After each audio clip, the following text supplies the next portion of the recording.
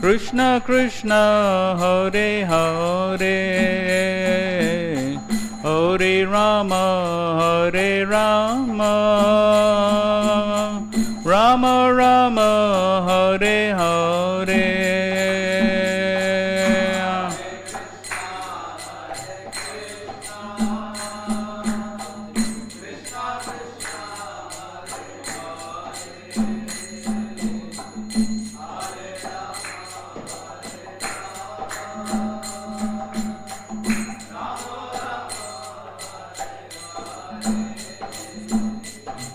Hare Krishna, Hare Krishna, Krishna Krishna, Hare Hare, Hare Rama, Hare Rama, Rama Rama, Hare Hare, Hare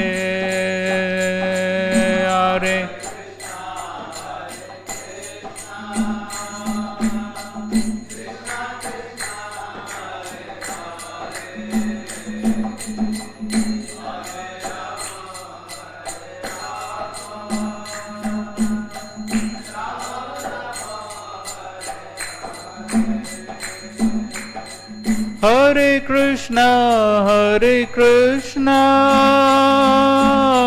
Krishna Krishna, Hare Hare, Hare Rama, Hare Rama, Rama Rama, Hare Hare.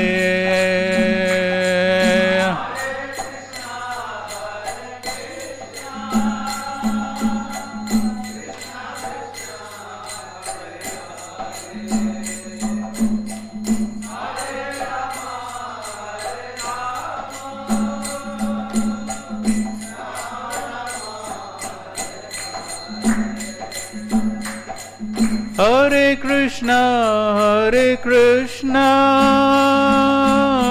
Krishna Krishna, Hare Hare, Hare Rama, Hare Rama,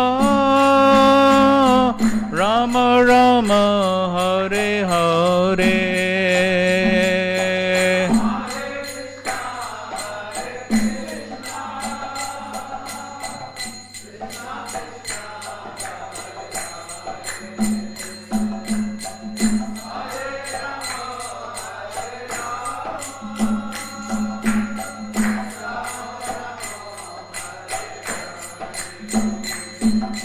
Hare Krishna, Krishna Krishna, Hare Hare, Hare Ram, Ram Ram, Hare Hare.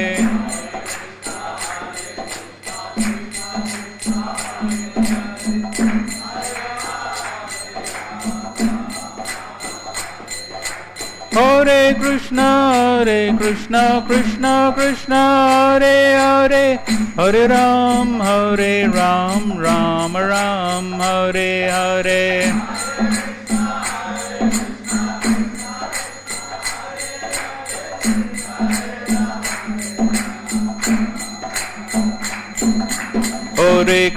Hare Krishna, Krishna Krishna, Hare Hare, Hare Ram, Ram Ram, Hare Hare.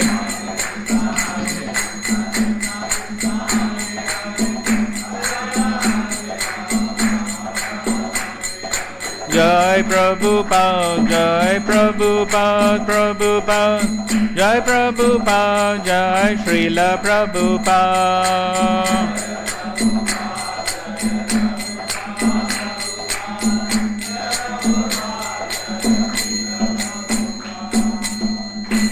हरिनाम संकीर्तन की जय, श्रील प्रभुपाद की जय। संगीत गौर भक्त। ओम ज्ञानतिमिरन्धस्य ज्ञानाञ्जनशलाकया चक्षुरुन्मिलितं येन तस्मै श्रीगुरवे नमः। श्रीचैतन्यमनोभीष्टं स्थापितं येन भूतले स्वयं रूप कदा मह्यं ददाति स्वपदान्तिकम्। वन्देऽहं श्रीगुरो श्रीयुतापदकमलं श्रीगुरून् वैष्णवांश्च।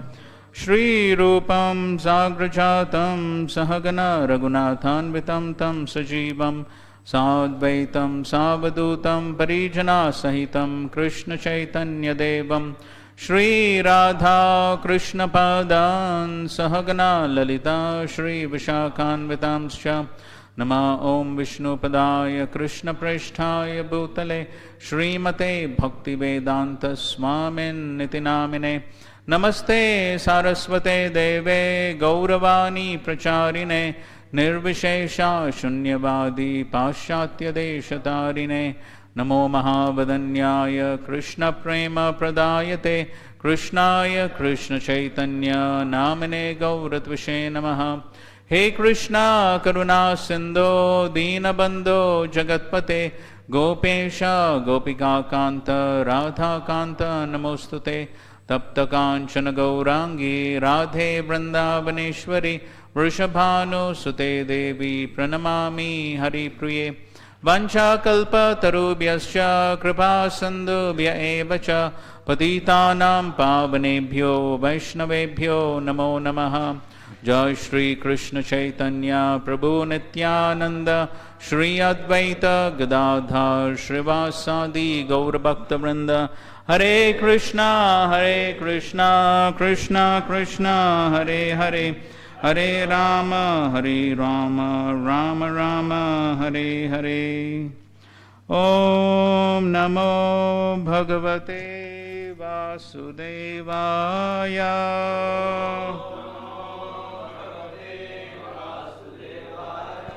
ओम नमो भगवते वासुदेवाय।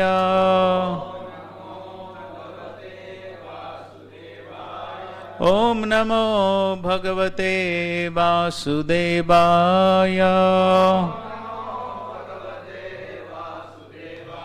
नारायणं नमस्कृत्य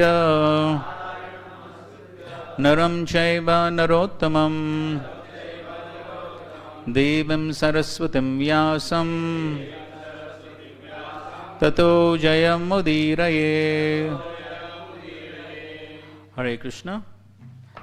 Let's recite the second verse. Maybe some of these curtains can be opened. This allow some ventilation to come. Otherwise, okay. Let's recite. Dharma projita kaitavatra paramo nirmatsaranam satam vedyam vastavamatra vastu shivadam tapatrayonmulanam Srimad Bhagavate Mahamuni Krite Kim Va Parerishvaraha Sadyo Ridya Avarudyate Atra Kritibi Shubhishtachanat. Please read the translation.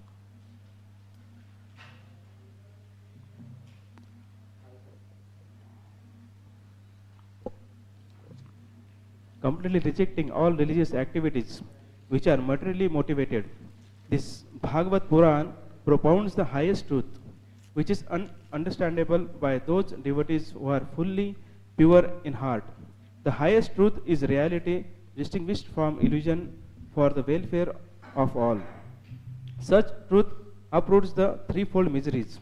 This beautiful Bhagavatam, compiled by the great sage Vyasadeva in his maturity, is sufficient in itself for God realization. What is the need of any other scripture? As soon as one attentively and submissively hears the message of Bhagavatam, by this culture of knowledge, the Supreme Lord is established within his heart.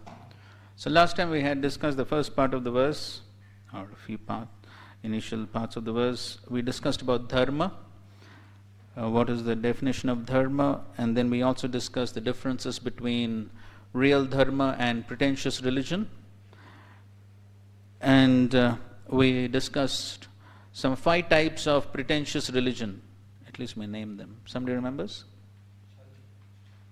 Chala dharma, apadharma, upadharma,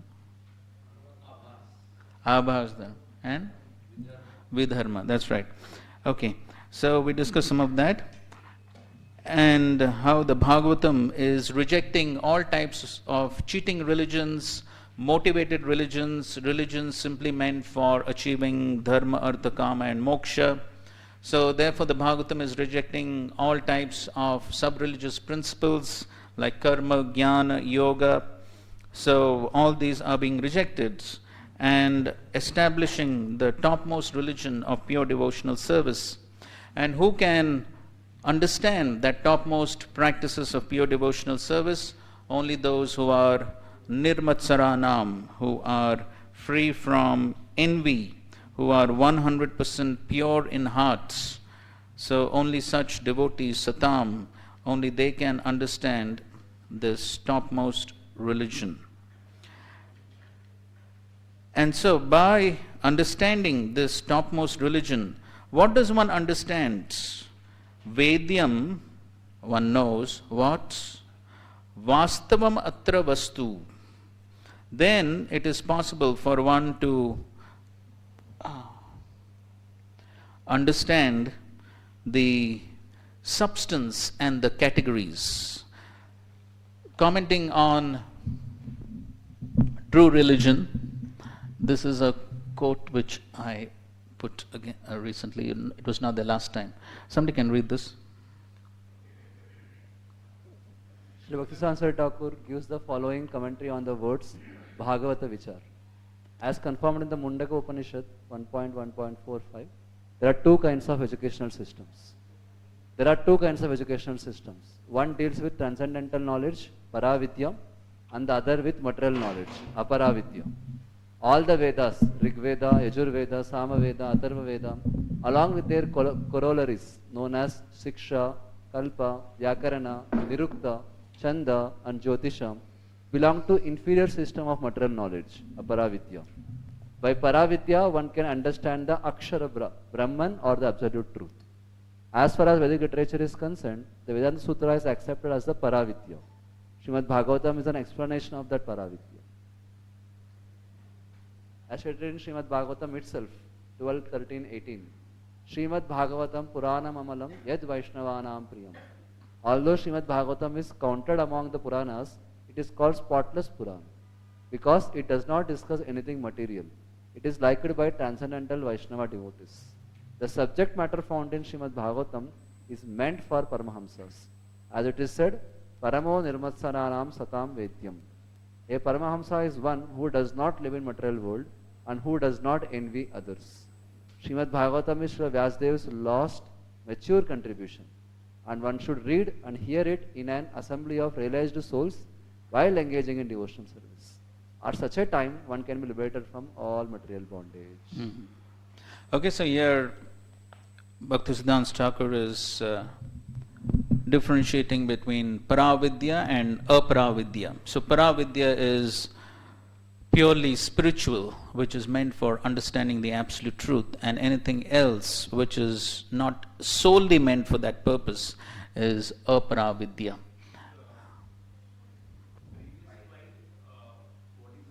Of that? Same, it's a continuation of this. 13.18. This? Okay, so just some additional comments on that. True dharma. Okay, so now by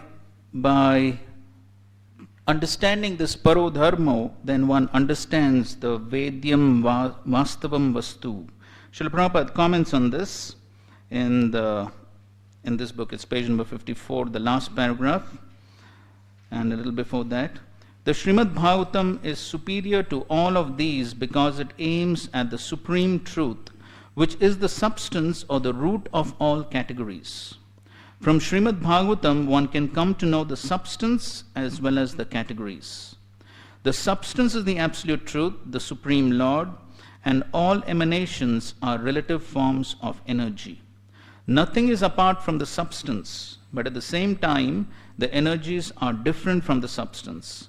This conception is not contradictory. Srimad Bhagavatam explicitly promulgates the simultaneously one and different philosophy of the Vedanta Sutra, which begins with the Janmadhyasya Sutra. So, the Vastavam indicates the substance or rather the vastu, the vastu indicates the substance and the vastavam indicates everything else in connection to the substance, the various categories, the various energies which are in relationship to the substance, that is the supreme absolute truth. And so therefore, by understanding this paravidya, by understanding the Srimad Bhagavatam, one can clearly differentiate and distinguish between what is the real substance and what is in the energies, what are the other different categories in relationship to the substance. And so therefore then one does not make a mistake of misunderstanding what is the substance and what are the categories in relationship to the substance. As the Mayavadis, they make the mistake of thinking that the categories, the energies are also equal to the Supreme and can be worshipped like the Supreme, but we understand the concept that there is simultaneous oneness and difference, as we had already discussed last time. So commenting on this, Srila Prabhupada speaks in a lecture.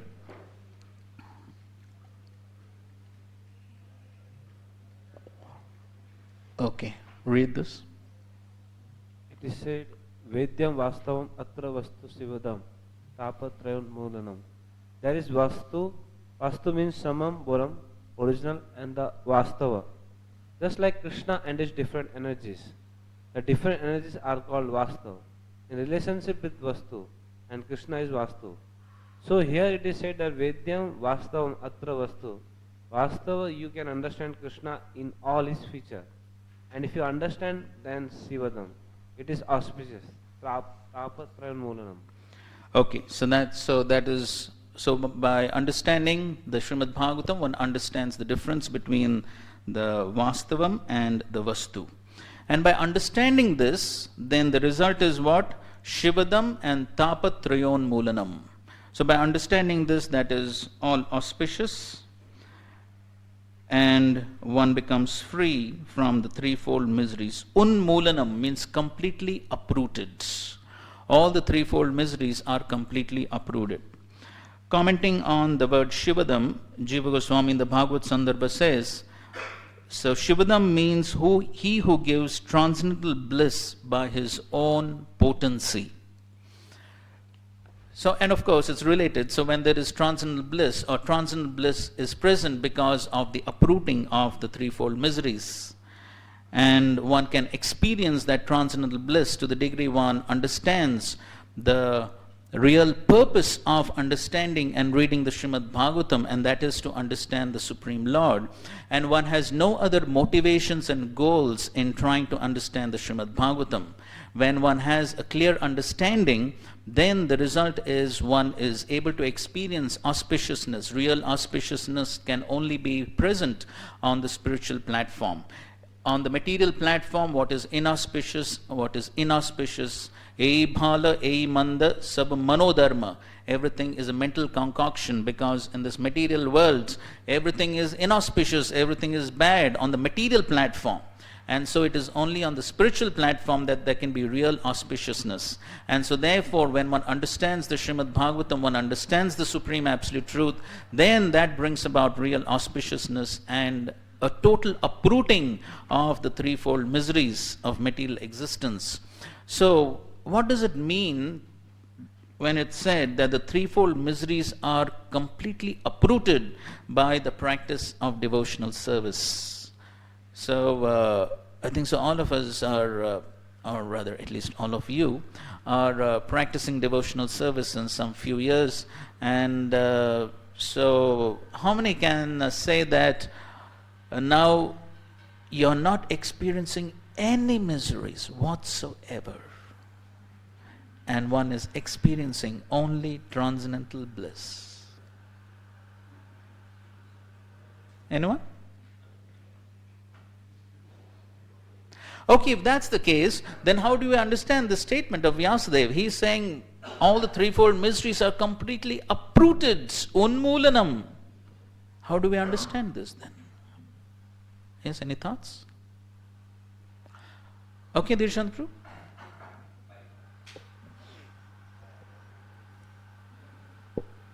Vyasdev says what is need of other scripture, Yes. but That's the next line. but we are reading 0.1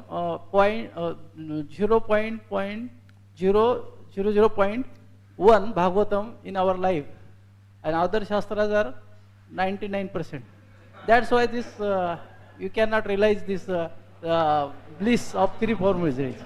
Oh, I see. Okay, thank you for your comments. Any other thoughts? Okay, Shyam Jagannath. Actually, when one becomes Krishna conscious, as one becomes Krishna conscious, because he is so spiritually absorbed that although the threefold miseries are there, but his consciousness is not affected by. He remains aloof, like a example comes in Bhagavad Lotus.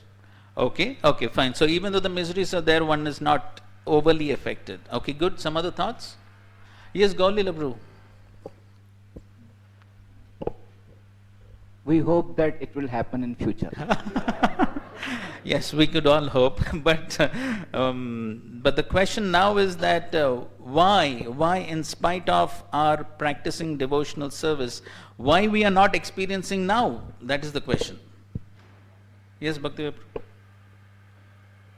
In the life of a devotee, when practicing devotees, so whatever miseries comes, they are not gained by the material nature. It is coming under the direction of Krishna. Right. So, like I don't remember which acharya, but he says that dukkham tu bhagavad dattam. Mm-hmm. So, in the life of a devotee, the dukkha, the miseries are there, but they are not gained by material nature, but Krishna. So that for our purification, he gives that, but it's not coming from the material nature directly. Okay, correct. Yes, it's not by material nature, but it's Krishna who's intervening, orchestrating the miseries.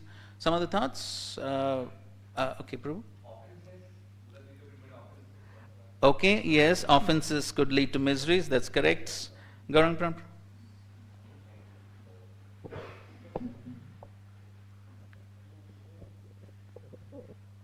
Because we are not feeling that emergency. That's why. Uh-huh. So why we are not feeling emergency?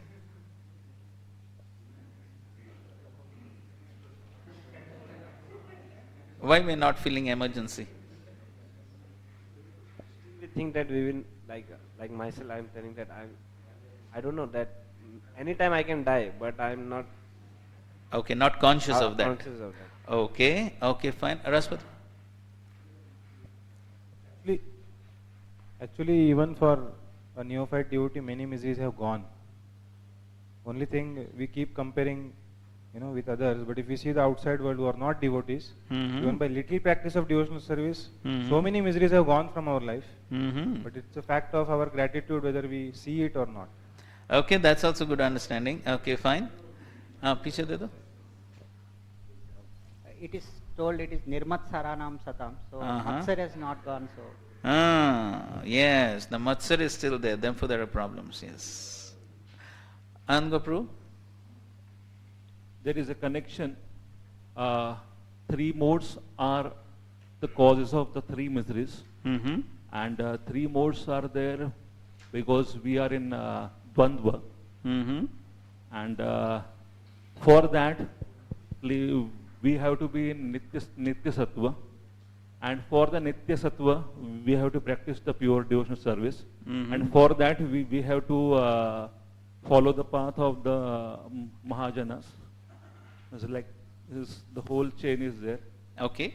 And for that, we have to practice the devotional service very sincerely and motivated. Okay, good. Thank you. Yes, bro. So it is mentioned in Bhakti Rasamrita Sindhu that Kleshagni is one symptom of pure devotional service. Right. And it actually happens at the level of Nishtha. So till that point, Kleshagni doesn't happen completely. Where is this mentioned that Kleshagni is at the level of Nishtha? And waves of devotion. It's the first characteristic of pure devotional service, isn't it? Yes. So then how can you say it's at the level of Nishtha? So it is mentioned in waves of devotion. Acha, okay. Okay, fine. In some parts of our life, like when we had very intense Krishna conscious experience, say very powerful Bhagavatam by some Maharaj or some powerful Kirtan, that time we can experience the Tapatra and Muriram. There could be some bodily ailments or mental anxiety, whatever it is. But the point is that we may not understand. He's telling when we understand Krishna that way. So that is not fully we have accepted, we tend to forget. So that forgetfulness again Tritap again comes. But as soon as we are fixed in that, then there is no effect of Tapatraya Moolam that way. That may be Okay. there, but he's not affected there. Okay. So, as we know, Brahmaji's famous prayers of Tatenukampam Susumikshamaanaha, there in that purport, the acharyas explain that the miseries that come in the life of a devotee are not given by karma, but they are the curative treatment given by the personal hand of God.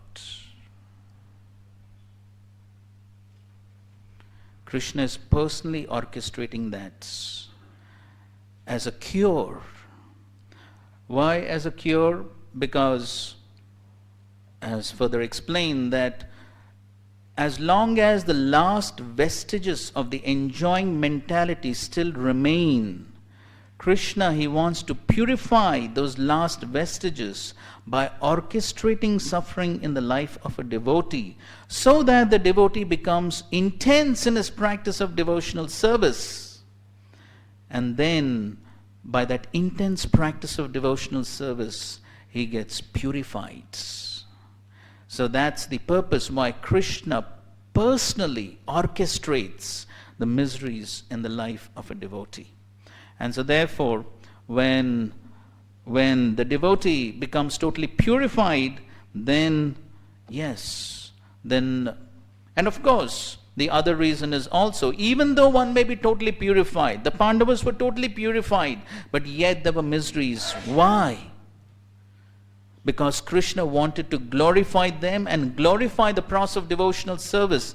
That how my devotees, in spite of so many difficulties, they continue on the practice of devotional service. The flow of devotional service never stops. Just like the Ganges continues to flow towards the ocean in spite of so many obstacles, so similarly the practice of devotional service continues on in spite of so many difficulties, obstacles. Krishna wants to show that glory of pure devotional service and his pure devotees. And so therefore Krishna sometimes orchestrates miseries in the life of a devotee. But a devotee who is on the transcendental platform of pure devotional service, even though there may be difficulties, doesn't experience the miseries because he accepts them as Krishna's mercy and feels grateful. So therefore, even though there may be difficulties, even though there may be miseries, but actually he is not experiencing suffering. So that's how we understand that by understanding the Srimad Bhagavatam, by understanding the Supreme Lord, then one experiences the Tapatrayonmulanam. Yes, Ananda? This explanation, it is mentioned in Ajamal's sections by Vishwanath Chakravarti Thakur. It is for the Nishtha, like the person who is in Nishtha. For that, whatever you said, it is true. But those who are below Nishtha level, it is not there. So how we can understand that those who are below Nishtha level? There is one quote, I don't remember the immediate reference, but there's a quote, because many times this question is asked, that when does Krishna begin this orchestration in the life of a devotee? So there's one quote in the 9th chapter, 9th canto of the Bhagavatam, maybe tomorrow I could try to look up. But there's one quote where Srila Prabhupada says that the moment one begins devotional service, Krishna takes charge. Krishna takes charge. So therefore, of course, the Yeyathamam Prabhadyante principle always applies. And Krishna reciprocates accordingly. But still, the Prabhupada in his lectures, he also mentions that the moment one chants Hare Krishna, Krishna takes note. You can hear in his lectures, Prabhupada says. Krishna takes notes. And so therefore, then Krishna orchestrates in the life of a devotee. And so, Krishna, of course, he may utilize karmic reactions, the same karmic reactions that one has. Krishna may utilize them for the best benefit of the devotee, but Krishna could also modify them. Krishna could add something to it, subtract something. Krishna does whatever he feels is best suited for the for the best upliftment of the devotee in Krishna consciousness. All right? That's my understanding. So therefore, understanding the great benefits of reading, hearing, and practicing the message of the Srimad Bhagavatam, one should seriously practice devotional service, because this Srimad Bhagavatam is no ordinary scripture. Why it is not an ordinary scripture? Srimad Bhagavate Mahamuni Krite. It is not given by any ordinary person who is subjected to the 4 defects, but it is given by the Mahamuni. It is given by the great Vyasadeva himself, who is a literary incarnation of the Supreme Lord himself. And so therefore, this scripture is free from the 4 defects. Again, Jiva Goswami quoting on this Mahamuni Krite, he says that the cause of Srimad Bhagavatam's glories is revealed in the word Mahamuni, because Srimad Bhagavatam's author is the crest jewel of philosophers, and therefore the Srimad Bhagavatam is glorious. And so therefore it is not being given by any ordinary person. So therefore the Srimad Bhagavatam is glorified, and therefore Kim Vaparer Ishvaraha, because the Srimad Bhagavatam is totally complete in all material and spiritual knowledge, leading to a complete understanding of the absolute truth. So therefore there is no need of any other scripture. Simply the Srimad Bhagavatam is sufficient for one to get a complete realization of the absolute truths.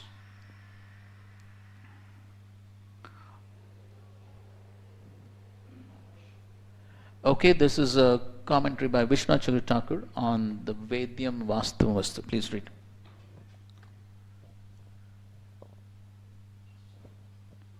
Question.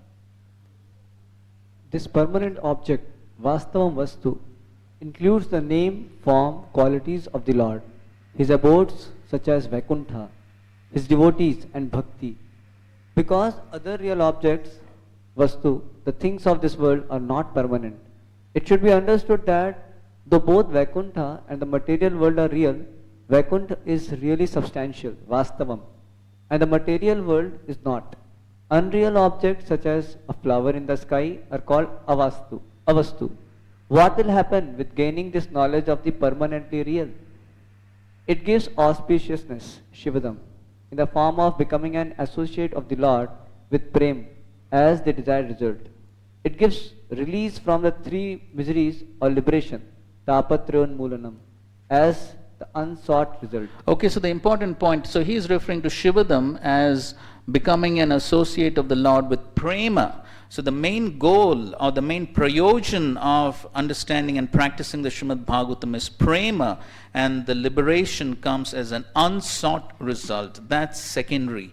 And so therefore, in the morning also we were discussing that how liberation, a devotee doesn't really care for liberation, that comes as a byproduct, but the real purpose for which he is practicing devotional service is Prema.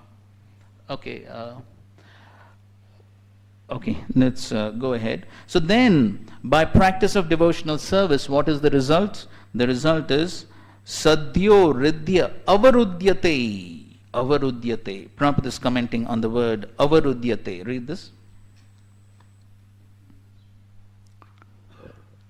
If you, instead of making speculation, if you simply surrender to Vyasadeva, his writings, Srimad Bhagavate Mahamuni Krite, then the result will be Kimva Parer.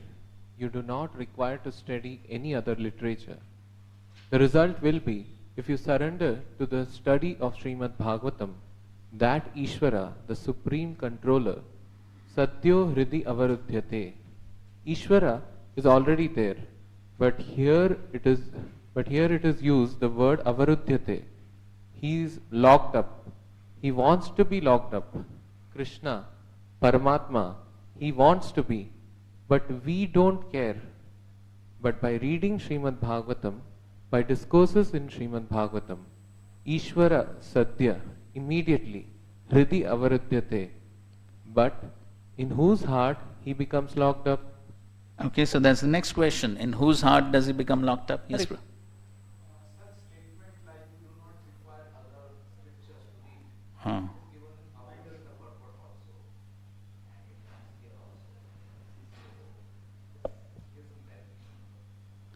So it's given in Bhagavad Gita also. Where? First verse. Okay. Right. Yes. Because all these are progressions of the same essential literature meant for the same purpose. As Srila Prabhupada says, the Bhagavad Gita is ABCD, then the Bhagavatam is graduate study, Chaitanya Charitamrita is postgraduate study. So therefore, ultimately the purpose of all these scriptures, is the same. And so therefore, in one sense, each one is supplementing the essential message of the Bhagavatam. The Bhagavatam is essentially the description of Bhagavan. And what is Bhagavad Gita? Bhagavad Gita is also description of Bhagavan. And as Srila Prabhupada says that at the end of Bhagavad Gita, Krishna spoke of full surrender, and Bhagavatam begins where Bhagavad Gita ends. And here in the Bhagavatam, there is the culture of the Bhagavatam that is presented.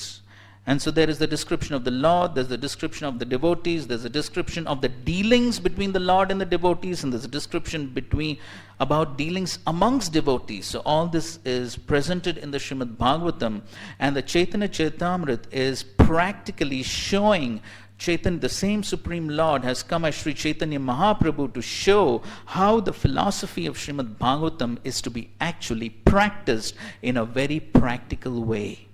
And so therefore the Srimad Bhagavatam is just expanding or giving a practical experience of the Bhagavatam principles.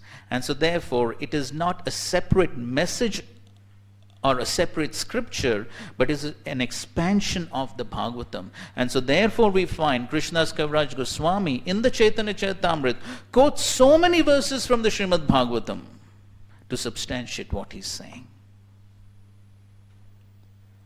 Hope that's okay. Or you want to add something? Thank you. Hare Krishna, Prabhuji. There is a Mahamuni Krate. The Vyasdev is writing. Okay, understood. He says the Mahamuni. Yes. Common question. So Vishwanath Chakravarti Thakur says that first of all, Mahamuni refers, Vyasdev is speaking, Mahamuni refers to the Supreme Lord, who is the original source of the Bhagavatam, who spoke the entire Srimad Bhagavatam in the 4 seed verses in the Chatushloki Bhagavat. So therefore the word Mahamuni refers to the Supreme Lord Krishna. And even if it refers to himself, even then it is not wrong, because he is no ordinary person. He is the literary incarnation of the Supreme Lords. And so even if it's referring to himself, it's correct. He is no ordinary person. So, just like Krishna himself is glorifying himself in the Bhagavad Gita. So therefore, only the Nirmatsaranam can understand. So those who are Nirmatsar, they won't be envious. Why is Krishna glorifying himself? This is too much. No, those who are non-envious will not complain. Therefore, the Bhagavad Gita, Bhagavatam are meant for those who are non-envious. So either way it is correct. Okay? Fine. So now, what is the result? What is the result of understanding the Bhagavatam? The result is Krishna becomes locked up. Who locks him? Who can lock the Supreme Lord? By his own accord, he locks himself up. Because, as the Acharyas do explain, that by practicing the Srimad Bhagavatam, by hearing Srimad Bhagavatam, the heart becomes purified and the Lord is pleased to get locked up in the clean heart. He doesn't like to reside in a dirty heart. But when the heart becomes clean, then Krishna agrees to lock himself up there. Avarudyate. The word avarudyate is also sometimes said to be like an stubborn child who sometimes sits down. You've seen sometimes? Or maybe we also have behaved like that. So when a child wants something, then the child sits down and he's very stubbornly, doesn't move. So similarly, the Lord also, he locks himself up, sits down in the heart very stubbornly, because He is very pleased. As Prabhupada is explaining here, the Lord is already there. He is already there as Paramatma. Then what does it mean to become locked up? He is already there. What does it mean to become locked up? Yes? Few thoughts? Yes? His presence in the heart. Yes, that's right. The Lord is there, but how much are we conscious? That's what Prabhupada is saying here. He wants to be locked up. Krishna, Paramatma, he wants to be, but we don't care. We don't care. So, for the common materialistic persons, for those who are non-devotees, then yes, the Paramatma is there also, but then they don't care. But then, for the devotee, the Lord cares because the devotee cares. And then there is the reciprocation between the Lord and the devotee. Then the Lord as Paramatma inspires the devotee. Tesham satayuktanam bhajatam priti purvakam dadami buddhi yogam tam yena mam upayanti te. Continue please. So, but for whom does he do this? Go ahead.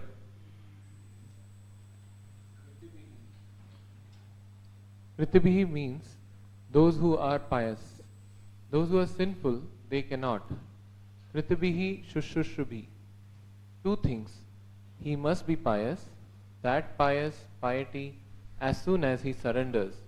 Just like Krishna says, piety, it is not that, then I have to become pious first of all, and then I shall understand Srimad Bhagavatam, so it will take long time. No.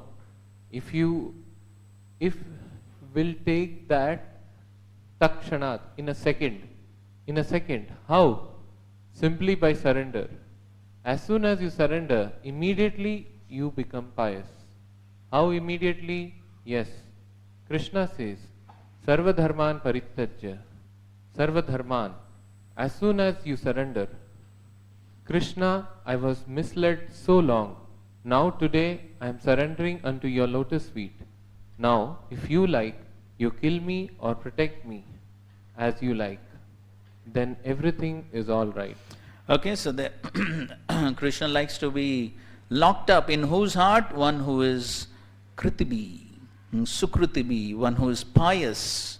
Of course, not referring to material piety, but then devotional piety, devotional pious activities. So for those who are pious devotionally, then Krishna is pleased to lock himself up, avarudyate. And who can become like that? Who can become kritibi? One who is shushrushibi. Now if you see the word-to-word meaning, Prabhupada translates shushrushibi as a culture. A culture. Very interesting. So why it is a culture? Why is Prabhupada translating it as a culture? Shushrushubi means by hearing, isn't it? So why Prabhupada is translating it as a culture? Yes, Shyam? He means to say that not once hearing, but it's a regular, everyday, nityam bhagavad sevaya. It's a culture of hearing. A culture of hearing. Good, that's one aspect. What else? Yes, Madan Sundar? Simply by surrender. So I believe it means by attentive and submissive hearing. So creating a culture of that. Yes, very good. So that's what Srila Prabhupada says in the translation. In the translation he says, as soon as one attentively and submissively hears the message of Bhagavatam, by this culture of knowledge, the Supreme Lord is established within the heart. So it's a culture of hearing. Culture, as we were discussing right in the first class, is a behavioral pattern. And so therefore, there is a quality of that hearing. And Prabhupada describes that in the second last paragraph of his purport. The proper method for receiving this transcendental message is to hear it submissively. A challenging attitude cannot help one realize this transcendental message. One particular word is used herein for proper guidance. This word is shushrushu. One must be anxious to hear this transcendental message. The desire to sincerely hear is the first qualification. Less fortunate persons are not at all interested in hearing the Srimad Bhagavatam. The process is simple, but the application is difficult. So, there is hearing, but there is a quality of the hearing. And so, the quality of hearing is attentively and submissively. So, when the attentive hearing is there, when the submissive hearing is there, then the transformation takes place. Because Krishna is pleased by that quality of hearing. So, under that culture, there are three aspects that Srila Prabhupada is describing. The first thing is eager to hear. As Prabhupada is writing, the desire to sincerely hear, eager to hear is the first qualification. Before that he says, one must be anxious to hear. So one must be eager to hear, sincerely hearing, and then attentively and submissively. So all this constitute the culture of hearing. Hearing everyone can do. But then the effect of that hearing will take place when there is this appropriate culture. In some of his lectures, Srila Prabhupada says, so sometimes somebody may come to the spiritual master, we'll see a quote about that a little later, but then somebody may come and say that, okay, I already know everything, now let me see what this person has got to say. If that is the mood, one will not benefit much. So the mood has to be like the mood of Sri Chaitanya Mahaprabhu as he presented himself before his spiritual master Ishwarpuri. And the mood was, I am simply a fool. And so therefore, when one has that mood in front of the spiritual master, that I am simply a fool, I do not know anything. That was the mood of Sanatana Goswami, great scholar. But the mood in which he presented himself before Sri Chaitanya Mahaprabhu was, I am simply a fool. And so when one has that proper mood, the submissive moods, then the heart becomes a fertile ground for the transcendental message to take roots. And then the Bhakti Lata can grow within this fertile soil of the heart. Otherwise, one could keep on hearing for millions of births, but one may not have much tangible results. And so therefore, that quality of hearing is something which is exceedingly important. And therefore, if one has the challenging attitudes, thinking that I already know, so then it's very difficult for one to learn. For one to learn, then one must have that attitude that yes, I do not know anything. Even though one may be the greatest of scholars like Rupa and Sanatana Goswamis. But then when one has that right mood, then Krishna is pleased to reveal the transcendental knowledge. Revelation comes only when there is humility. Humility is the qualification required for the transcendental message to be realized. Because realization is a result of mercy.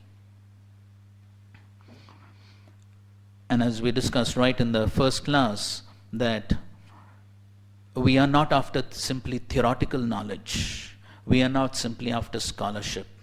Our purpose is to realize this message and bring about a tangible transformation within our hearts to ultimately come to the platform of prema pumarto mahan. That is the ultimate message and the ultimate prayojan that Sri Chaitanya Mahaprabhu has given us. And so therefore, we come with that mood to hear that this is the message of the Bhagavatam. Let me simply hear it for my own purification. And that's how Sri Chaitanya Mahaprabhu presented himself as he heard the same pastimes of Dhruva Maharaj, Prahlad Maharaj, again and again, hundreds of times from Gadadhar Pandits. He's God himself, but still he was hearing in that mood. In one lecture, Srila Prabhupada, he saw that some of his senior disciples are not hearing Bhagavatam classes in the morning, and you can hear the recorded. Srila Prabhupada is saying, why aren't they coming? I myself am sitting in my disciples' classes. Why are they not coming? Don't become better Paramahamsa than your Guru Maharaj. So, Shrutakirti Prabhu tells, Srila Prabhupada would sit in the classes of his own disciples. He taught them, ABCD, he taught them, and they are speaking like toddlers. And yet, Srila Prabhupada would hear them. With rapt attention, he would be hearing them. And he would appreciate, he would be relishing that message which his disciples are speaking. Why? Whose message is it? Is it the disciples' message? No, it is the Bhagavatam's message. Doesn't matter who is speaking. So that is the submissive spirit. When that right spirit is there, then the effect will be there. That is the meaning of Shushrushabis. So, Prabhupada, towards the end of his purport, further down he says that Srimad Bhagavatam is meant to be heard from the beginning. Those who are fit to assimilate this work are mentioned in the shloka. One becomes qualified to hear Srimad Bhagavatam after many pious deeds. The intelligent person with thoughtful discretion can be assured by the great sage Vyasadeva that he can realize the Supreme Personality directly by hearing Srimad Bhagavatam. Without undergoing the different stages of realization set forth in the Vedas, one can be lifted immediately to the position of Paramahamsa simply by agreeing to receive this message. Maybe if there's one question we could take on this verse, or we proceed to the next one. Yes, bro.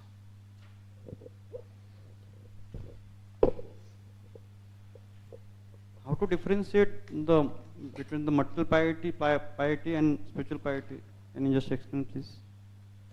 Somebody would like to answer the question?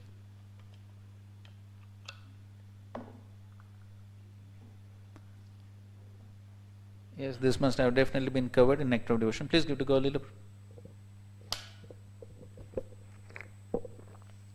My answer may not be correct. Giving a thought. Shall I? Please go ahead. Material piety means the activities, I would say devotional piety means the activities which are devotional activities may not be in the conscious of pleasing Krishna. Mm-hmm.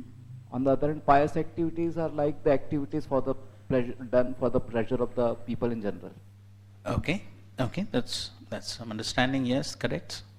Somebody else would like to add to that?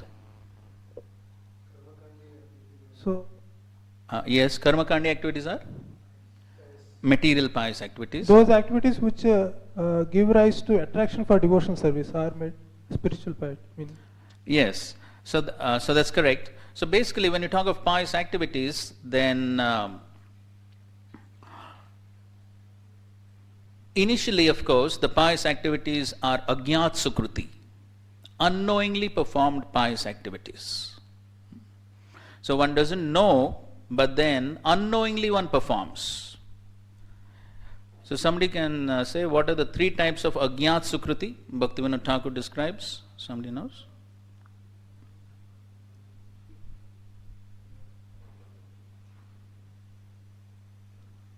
Anyone? So he says the three types of agyat sukruti are bhogonmukhi, mokshunmukhi and bhaktionmukhi. These are the three types of agyat sukruti. So unmukhi means to follow. So by performing an activity, if more sense gratification follows, more bhoga follows, then that is called as bhoga unmukhi. So somebody may give in charity Okay, you see some man is suffering, he may not have all that calculative mentality. I give 100 rupees today, I'll get 1 lakh in return. He may not have all that calculation. But he says, okay, somebody is suffering, he gives some money. So, but unknowingly, because he has given some charity, has performed some pious activity, he gets a benefit for that. So that is bhogonmukhi. Then mokshunmukhi means unknowingly one is performing, say, some austerity. And as a result, because austerity is something which is on the path of liberation, so then it gives him a conducive factor for getting liberation. Similarly, when one performs a devotional pious activity, somebody simply hears the holy name. He never planned to be on the street, but the Harinam party was on the street, or Rath Yatra was on the street, and then he happened to see Lord Jagannath, he happened to see the holy name, hear the holy name. So that's what is called as Bhaktyonmukhi Ajnat Sukruti. So, and then each of these Ajnat Sukrutis, they could mature. So as they mature, then ultimately one gets the bhoga, one gets the moksha, or ultimately one gets the bhakti. Is that clear? No. Okay, fine. So now we go to the third verse.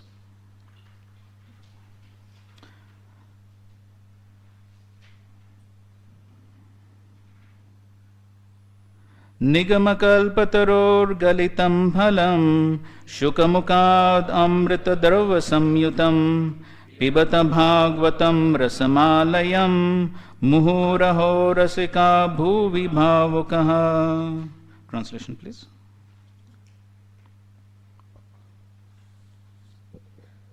O expert and thoughtful men, release Srimad Bhagavatam, the mature fruit of the desired tree of Vedic literatures. It emanated from the lips of Sri Sukdev Goswami. Therefore, this fruit has become even more tasteful, although its nectarian juice was already relishable for all, including liberated souls. Okay. Nigama kalpataror galitam phalam. So Nigama, Prabhupada, word to word meaning, the Vedic literatures. In the first paragraph of the purport, Prabhupada writes that in the two previous shlokas, it has been definitely proved that the Srimad Bhagavatam is a sublime literature which surpasses all other Vedic scriptures due to its transcendental qualities. It is transcendental to all mundane activities and mundane knowledge. In the shloka, it is stated that Srimad Bhagavatam is not only a superior literature, but is the ripened fruit of all Vedic literatures. In other words, it is the cream of all Vedic knowledge. Considering all this, patient and submissive hearing is definitely essential. With great respect and attention, one should receive the message and the lessons imparted by the Srimad Bhagavatam. The Vedas are compared to the desire tree because they contain all things noble by man. They deal with mundane necessities as well as spiritual realization, and then it describes all the different subject matters that the Vedas deal with. And so therefore, the Vedas are dealing with all these various subject matters, but the cream of all the Vedic literature is the Srimad Bhagavatam, because it is giving the essence of the ultimate prayojan of all the Vedic literatures. So all the Vedic literatures are giving different steps or different processes by which one can gradually rise to the topmost platform. Why the Vedas are giving these different other processes and different other types of knowledge? Why? Why the Vedas didn't give direct knowledge about pure devotional service and the ultimate goal? Yes, Madan? To accommodate everyone. Yes, that's right, very precise. Yes, to accommodate everyone. You could expand a little. Who? Because people are going to act in the mode of goodness, passion, ignorance.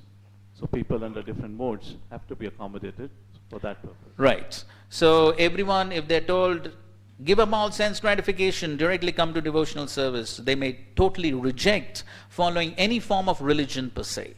And so therefore, to accommodate all these different varieties, the Vedas are giving different processes. The 11th canto of the Srimad Bhagavatam gives an analogy.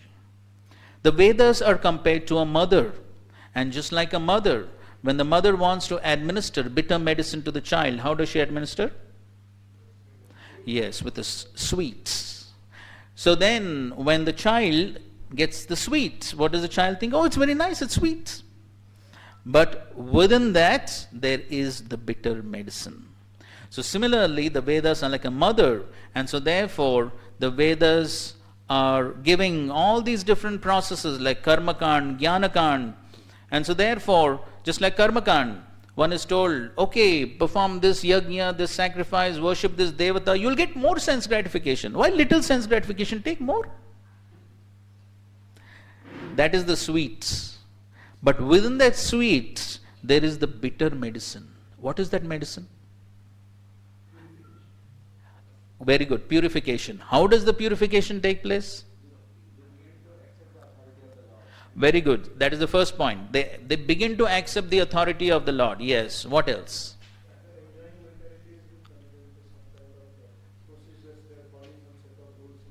Yes. So there is some regulation. There is some regulation, restriction. What else? Anand Gopal. Yes, they perform some sacrifices. They have to sacrifice their hard-earned wealth to perform some yajna and this and that. So by that also purification takes place. Yet there is one more important thing. Yes, Prabhu? Yes, the holy name of the Lord is there in the practice of all these karmakanda sacrifices and all these different processes. There is the chanting of the holy names of the Lord which actually purifies. So by all these different aspects, the purificatory process is there within all these different processes, and that's how gradually the people get elevated on the transcendental path so that ultimately they can come to the practice of pure devotional service, which is the ultimate goal. And so, Nigama Kalpataror, so therefore the Vedas, the Vedic literatures are like a desire tree. They offer whatever a person needs, person wants. And of course, Srila Prabhupada commenting on the verse, he speaks about the Kalpataru, the desire trees of the spiritual worlds. And Srila Prabhupada says, in this material world, mango tree, you get mangoes, apple tree, you get only apples. But in the spiritual world, so you get from one tree mangoes, apples, samosas, kachoris, whatever you want, one can get. So, Nigama Kalpataror Galitam Phalam.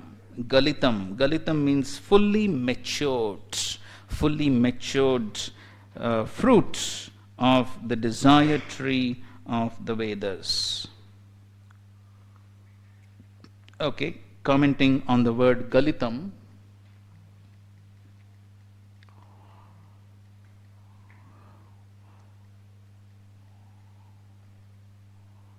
Okay, so this is... Okay, Galitam. This is by Vishwanath Thakur. Please read. Galitam means that it falls down on its own, accord with ripened on the tree, not by force. Thus, it is completely full of sweetness. Even after falling from high position in the tree, it does not break, nor does it lose its sweetness. That is because it comes down from the highest position, from Narayan, to the branch of Brahma, then to the lower branch of Narada, then to Vyas, and finally to the mouth of Sukha. Thus, without being damaged, it is endowed with liquid sweetness like honey. The parrot Sukha has even made an opening in the fruit with his beak for bringing out the sweetness. Moreover, having been tested by him, that fruit becomes even sweeter. Moreover, it remains unbroken, coming down step by step from the branch of Sutta and others. What is implied here is that without the Guru Parampara, one cannot drink Bhagavatam in its unbroken form, just by trying to test it through use of one's limited intelligence. So, the Galitam means matured fruits, which is coming down in Guru Parampara. So when the essence of all the Vedic literature, this Bhagavatam, comes down through Guru Parampara, then one can actually taste the sweetness. And so therefore that's an instructive point there. What is implied here is that without the Guru Parampara, one cannot drink Bhagavatam in its unbroken form. And so therefore, it is very important that one receive the message only through the bona fide disciplic succession, and so therefore, Even Bhagavatam, hearing from any unauthorized source, is not recommended. As Sanatana Goswami gives the famous example. What is that? Yes. So, the milk is very nutritious, but if it is touched by the lips of a serpent, it becomes poisonous. The milk may look like the same milk, but the effect will be seen after drinking. So similarly, it may seem, oh, same Bhagavad Katha, same narrations of the pastimes of the Lord. What harm is there if we go and sit? Doesn't matter if some Mayavadi is speaking, it's all right. I will get some nectar points to release in my lectures. And it is a known fact that some of our ISKCON devotees, especially in Vrindavan, go and hear. And whether they come back or not is a different question. But the important point is that it has disastrous effects. Mayavad bhashya shunle hoi sarvanash. And so whether it is the Mayavadis or the Radhakund Babas, so all these people, they may speak without being in the authorized parampara, and then if one hears, it has disastrous consequences. There is sufficient evidence to prove this point. And so therefore, if one really wants to relish the message of the Bhagavatam, then one has to accept it from the bona fide disciplic succession. Such is the influence of the association. Srila Prabhupada in a lecture, Srila Prabhupada is giving in Vrindavan, Srila Prabhupada is saying, these people, he's talking of his own disciples. He says, some of them, they go and hear, and then they're coming and asking me, can I go and take initiation from some other spiritual master? Kindly give your blessings. Of course, in one instance, Prabhupada said, you have my blessings to go to hell. So therefore, that is the results. So therefore, one has to be extremely careful from whom one hears. So, Galitam phalam shukamukhad amrita drava samyutam. So, as already mentioned, that it is coming from Shukamukhad, from Shukadeva Goswami. And so, therefore, the message has become even more relishable.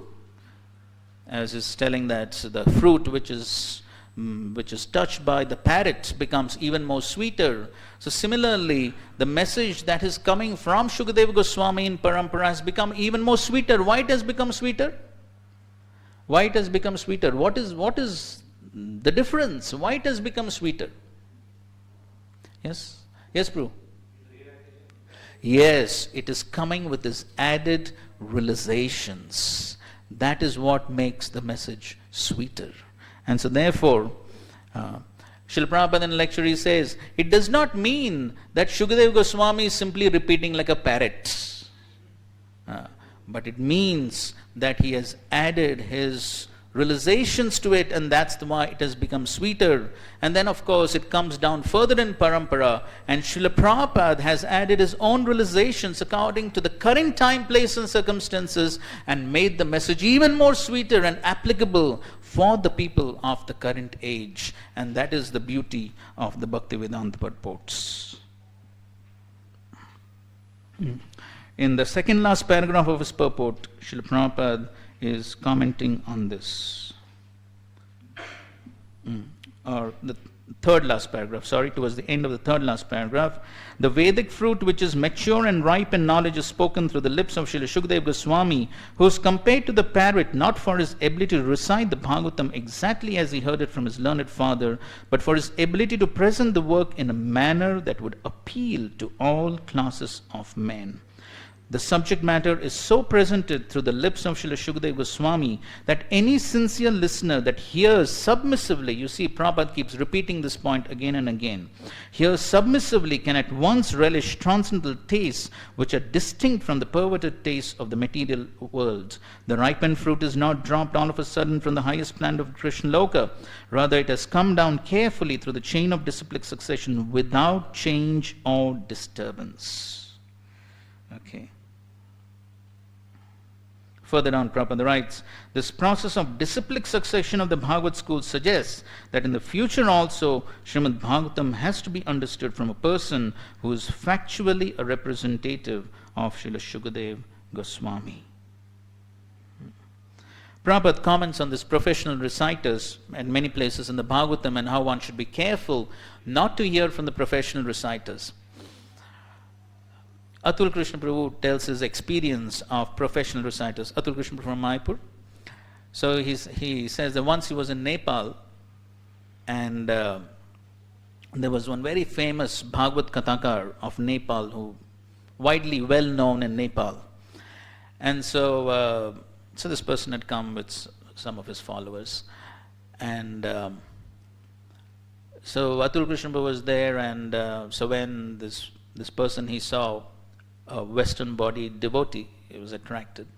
And so he sat next to him and they started having a conversation, and then after some time Atul Krishna Prabhu asked him, so he said, you're such a famous, well-known Bhagavad reciter, you have been reciting the Bhagavatam, speaking on the Bhagavatam so many times, so many places.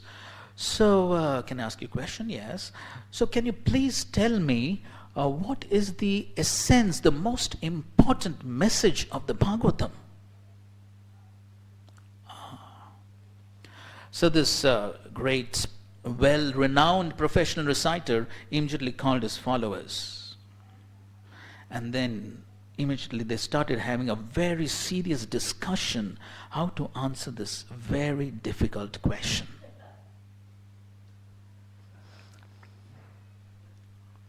And so they had a serious discussion for a few minutes.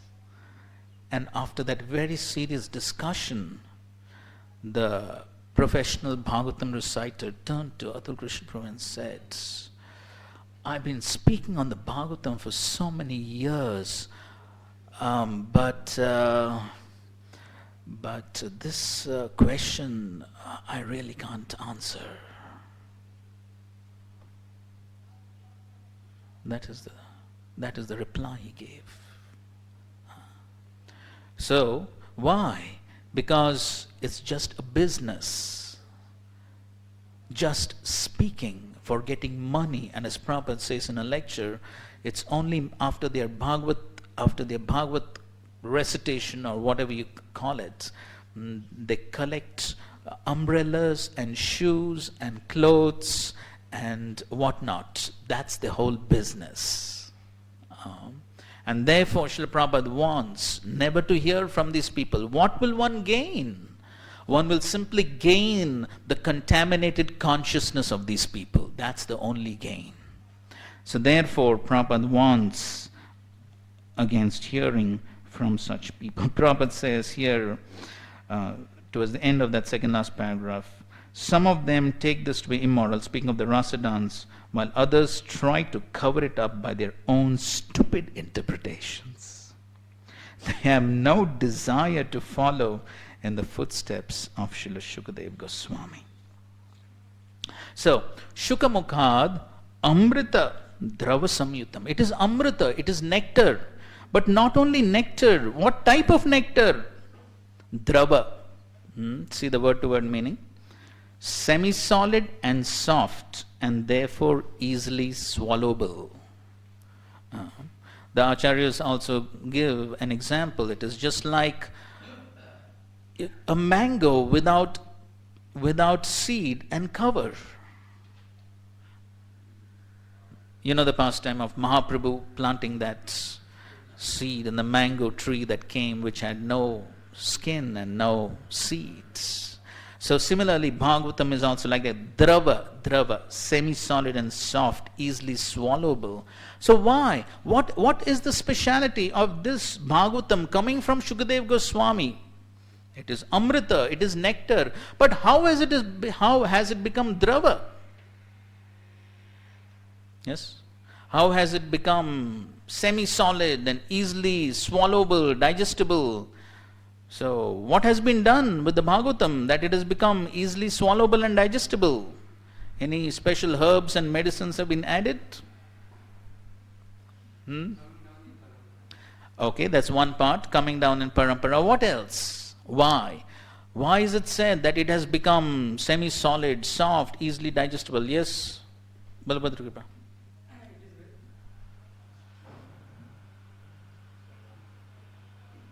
It's become very practical, easy to understand and relatable, and with experience realization. So okay, no need to do hard work at our own level. Okay, correct. Yes, Raghav.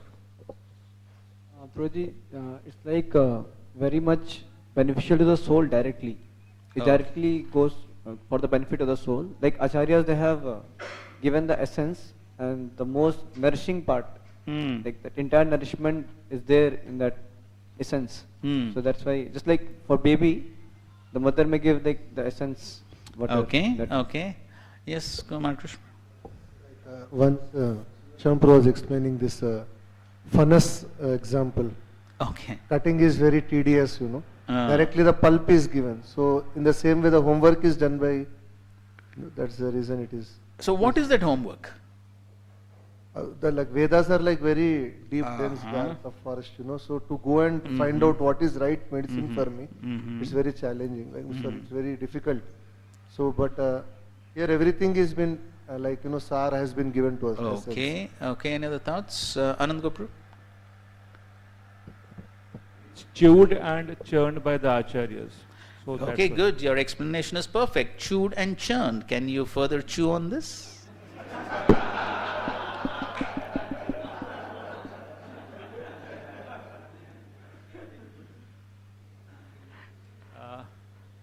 They have released and they have added their realizations. It is the churning process. The chewed means they have experienced, they have gulped it, chewed it, so it is offered to us like that way. Okay. Quite graphic. Okay, Bhakti Vaibhav. Next. The previous example is Prabhuji gave about the jackfruit. So similarly, the Vedas they have all the topics, but in the Bhagavatam, all the Kaitava Dharma has been removed, and only the essence, the pure bhakti, has been highlighted. Okay, go to the fourth last paragraph of the purport. It's page number 59 of this book. Towards the end, Prabhupada gives the answer. He says, in the Srimad Bhagavatam, the transcendental pastimes of the Lord are narrated, and the narration is systematically depicted by Srila Shukadeva Goswami. Thus, the subject matter is appealing to all class of persons, including those who seek liberation and those who seek to become one with the Supreme Whole. So, if directly the pastimes of the Lord, as given in the 10th canto of the Bhagavatam, were presented, that would cause indigestion. It would be indigestible for most people. One would not be able to understand that. It would just be like an overdose of ghee.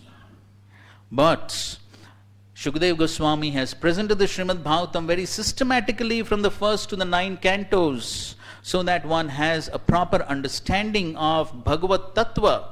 One has a proper philosophical understanding of the greatness of the Supreme Lord and the relationship of the Supreme Lord in relation to this material world. One understands that Tattva very clearly, and then after hearing that, then when one reads the 10th canto, Pastimes of the Lord, it becomes easily understandable.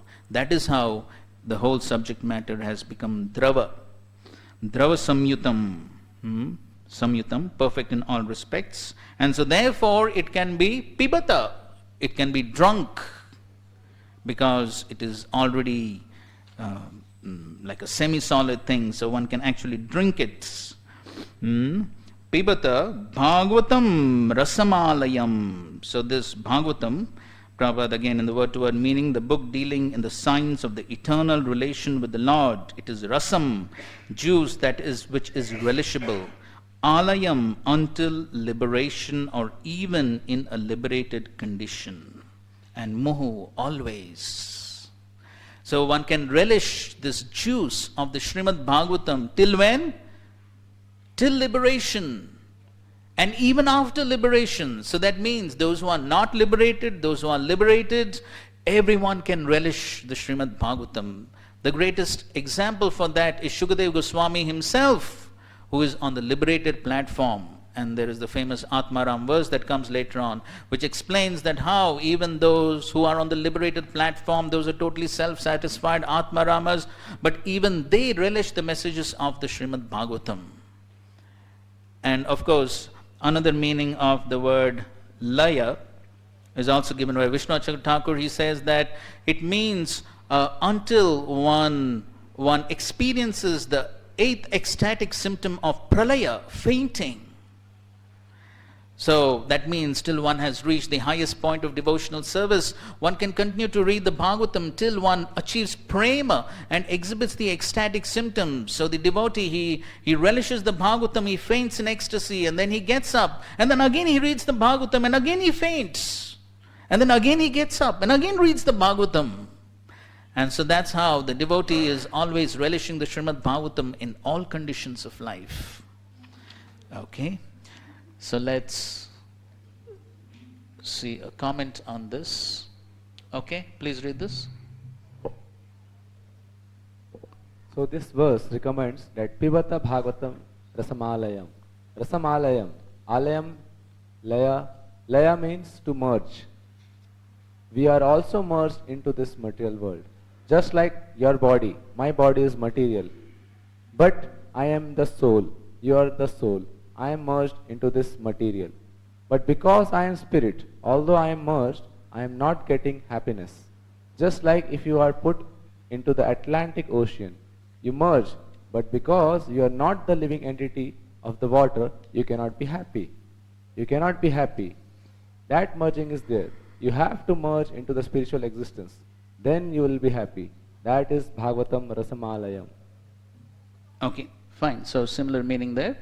So basically one has to merge into the spiritual existence, then one will be happy. One has to be on the liberated platform. Then on the liberated platform, where one is free from the influence of 3 modes, one can actually experience that transcendental pleasure, and then one can be in ecstasy. But in all conditions, whether one is not liberated, or expert in thoughtful men, everyone can relish the Bhagavatam. Yes, Pibata Bhagavatam Rasamalayam. So it is filled with rasa. Why it is so relishable? Because it is filled with rasa. And so Srila Prabhupada goes into detailed explanation of the word rasa, beginning from the 3rd paragraph of his purport. He talks about the 12 rasas, the 5 primary and the 7 secondary. And then he says the sum total of all these rasas is called affection or love. And primarily such signs of love are manifested: adoration, service, friendship, parental affection, conjugal love. And when these 5 are absent, love is present indirectly in anger, wonder, comedy, chivalry, fear, shock, and so on. And then he describes those various rasas, and then he says how the rasas are exchanged between members of the same species, but as far as the spirit souls are concerned, they are one qualitatively with the Supreme Lord. Therefore the rasas were originally exchanged between the spiritual living being and the spiritual whole, the Supreme Personality of Godhead. The spiritual exchange or rasa is fully exhibited in spiritual existence between the living beings and the Supreme Lord. The Supreme Personality of Godhead is therefore described in the Shruti Mantras, Vedic hymns, as the fountainhead of all rasas. When one associates with the Supreme Lord and exchanges one's constitutional rasa with the Lord, then the living being is actually happy. So this is what happens when one understands the Srimad Bhagavatam. One can relish this rasa, one's relationship with the Lord, and by experiencing that relationship with the Lord, one feels transcendently happy. So therefore, to the degree one is establishing that relationship with the Lord, to that degree one feels totally satisfied and happy. Because that's our original constitutional position. Those same rasas which are originally there in the spiritual world, the living entities are trying to experience in a perverted way in this material world through society, family, and love. So all these different relationships, one is trying to find satisfaction in the material world, but ultimately lead only to frustration. But why one is trying to experience these relationships here? Because the original relationships are in the spiritual worlds. And so to the degree one has not experienced that spiritual rasa, to that degree one will try to experience the material rasa. Or in other words, to the degree one has experienced the spiritual rasa, to that degree one gives up the experience of the material rasa.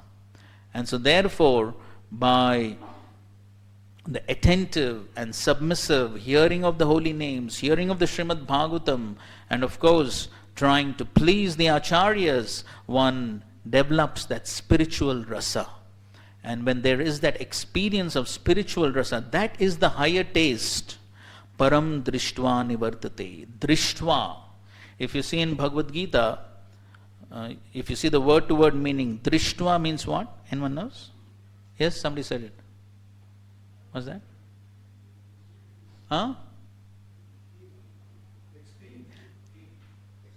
Yes, experience. Drishtva, word to word means experience. One has to experience the spiritual rasa. When there is that experience of the spiritual rasa, one's relationship with the Lord, then one is totally satisfied. Then one doesn't hanker for anything else of this world. And that should be the results of our hearing, our chanting, our practice of devotional service, is to experience that spiritual rasa. And so therefore, in the Priti Sandarbha, Jiva Goswami comments that one will never be satiated by tasting the nectar of Srimad Bhagavatam, and that one's desire to taste it will never decrease, because even after liberation, alayam, one will continue to drink pibata. So one muhu, always one wants to drink more and more of this Bhagavatam. One is never satiated, one never thinks, now it's enough, high time to find something else. High time to find some other nectar. Let's go on the nectar shopping business. No. One is totally, this is the ultimate nectar. And always one wants to relish this nectar again and again and again. Aho, the next word is aho. And Jiva Goswami states, aho hints that Srimad Bhagavatam enables one to attain what is otherwise unattainable.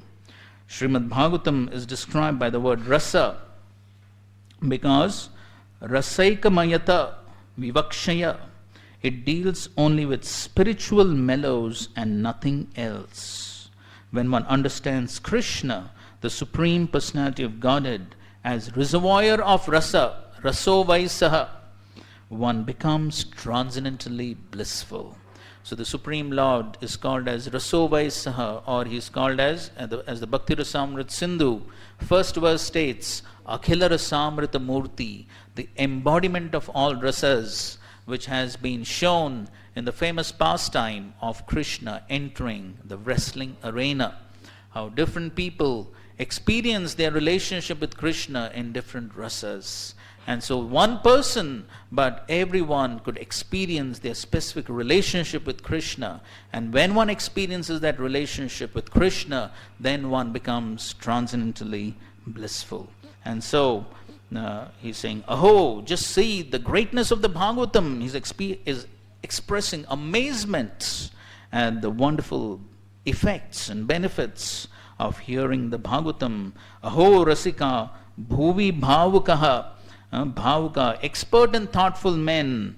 So on the earth, everyone, liberated, not liberated, expert and thoughtful men, everyone can be fully satisfied by hearing the Srimad Bhagavatam. The last paragraph of Srila Prabhupada's purport. One should conclude, therefore, that the serious student of the rasa should receive the message of the Bhagavatam in the chain of disciplic succession from Srila Shukadeva Goswami, who describes the Bhagavatam from its very beginning, and not whimsically to satisfy the mundaner who has very little knowledge in transcendental science. Srimad Bhagavatam is so carefully presented that a sincere and serious person can at once enjoy the ripened fruit of Vedic knowledge simply by drinking the nectarian juice through the mouth of Shukadeva Goswami or his bona fide representative. Here Srila Prabhupada is speaking about two very important qualifications which he repeats again and again, both in his purports and in his lectures, and that is serious and sincere. Those are the qualifications required to understand the message of the Srimad Bhagavatam. Any clarifications? Yes, bro. I have some questions from the purport. Yes, one question. Like here Prabhupada is adding in the purport that the rasa is displayed between man and between man and animal and animal. There is no possibility of exchange of rasa between a man and an animal or between man and any other species. But we do see that relationships do happen in some way. And even in the spiritual world, they're like, okay, in the spiritual world they are all transcendental, but in the material world also we see it happens. Example?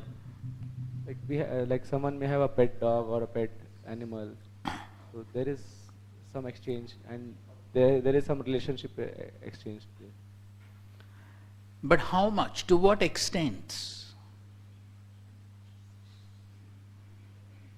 Yeah, but something is there. Something is there. Something is there. But if you speak about the five rasas, like one of the five rasas is Shanta rasa. So in that way, Shanta rasa is happening something like that. Shanta is really Shanta. Like even so how much rasa is there in that? Like even we can have a nice relationship with the cows, Krishna's cows here. Yes, Krishna's cows, of course, we see in relationship with Krishna, but still there's some limitation there, isn't it? Now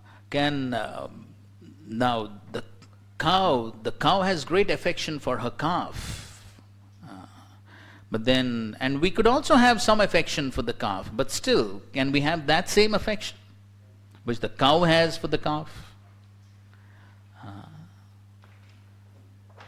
So when the calf dies, the cow sometimes cries and cries. Do you think we may experience so much emotion?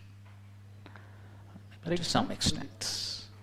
So essentially that's the principle. There could be some little bit of relationship, but essentially the relationship is between the same species.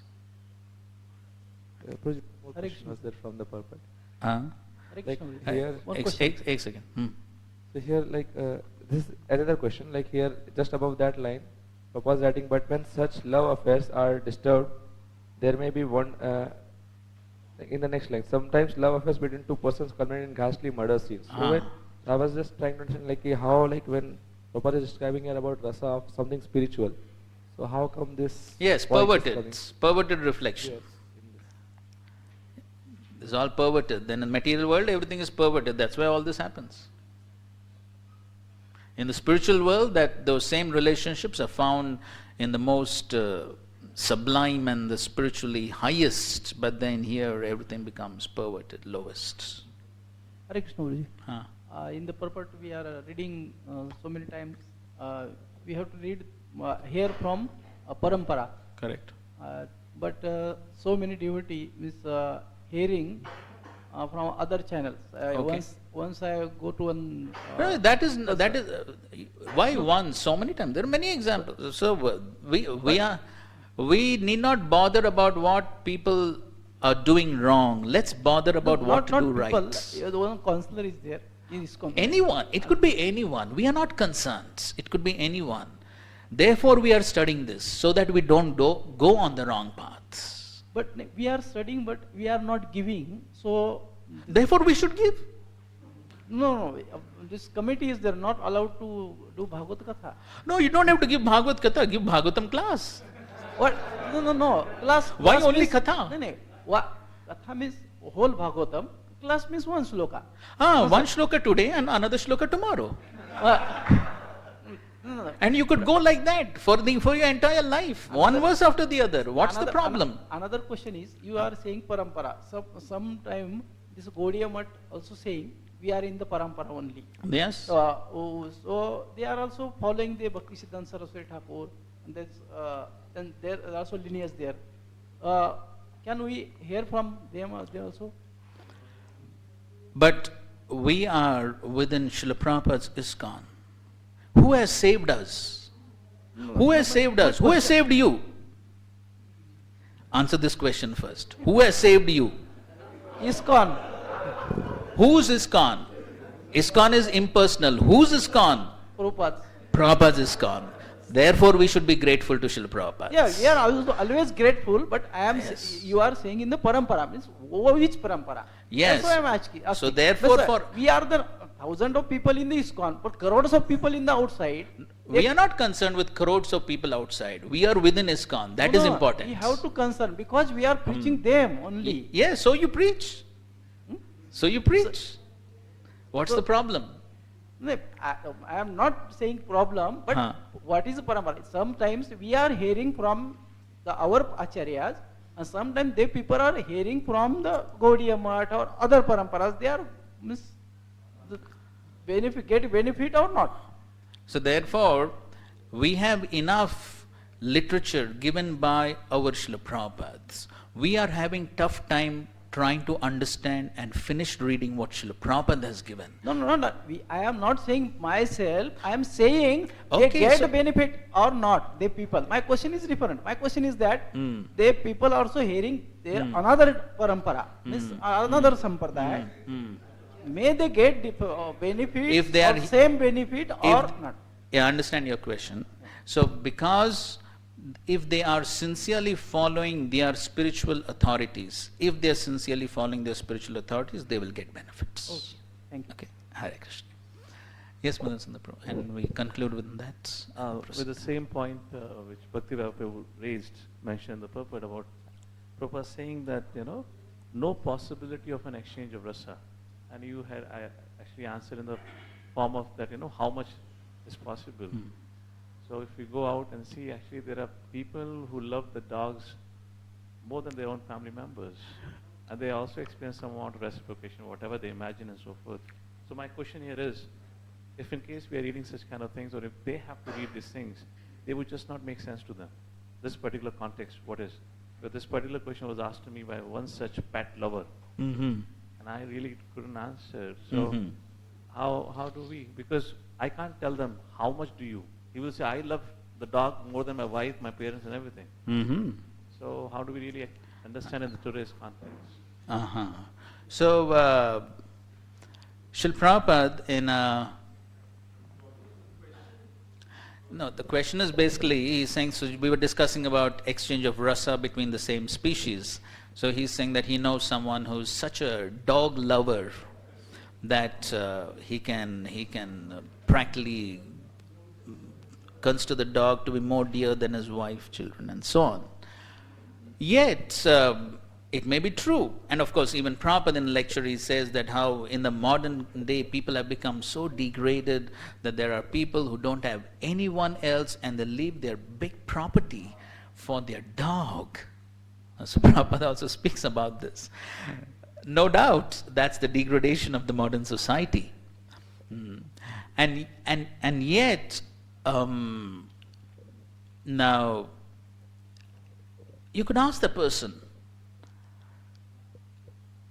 if there was a choice between the life of saving the life of the dog and his child, his son or daughter, if there was a matter of choice, whom would he choose?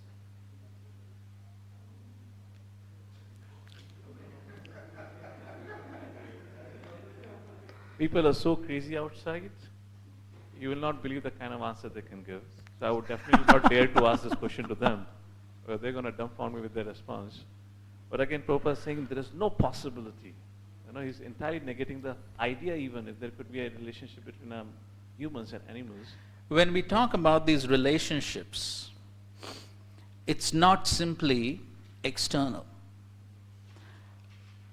It's a simple fact that yes, there could be affection, but when you talk of Vatsalya Prem, for example, it is between a parent and child.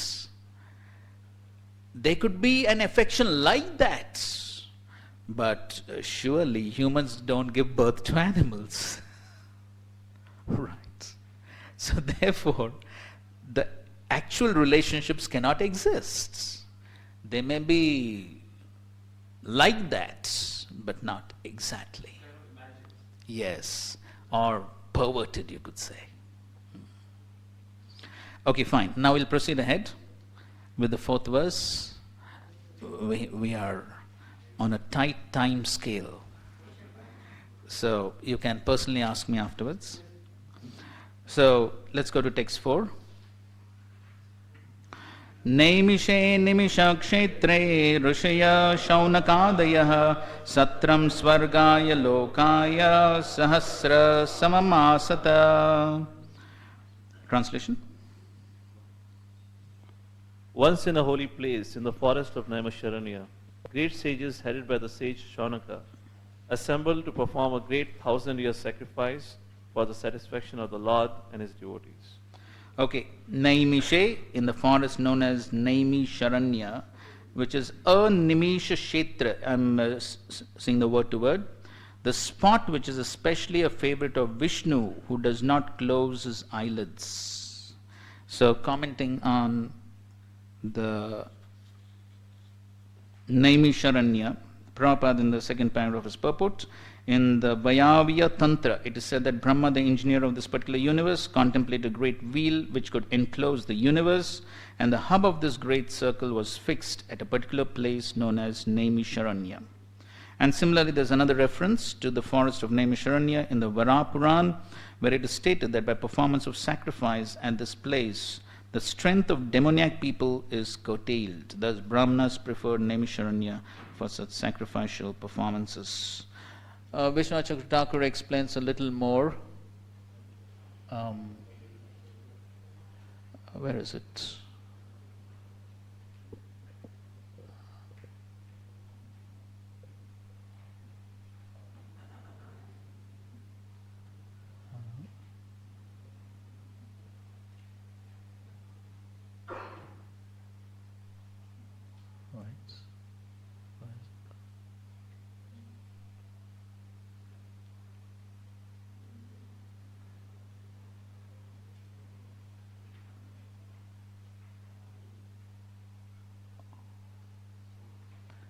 Okay, that's interesting.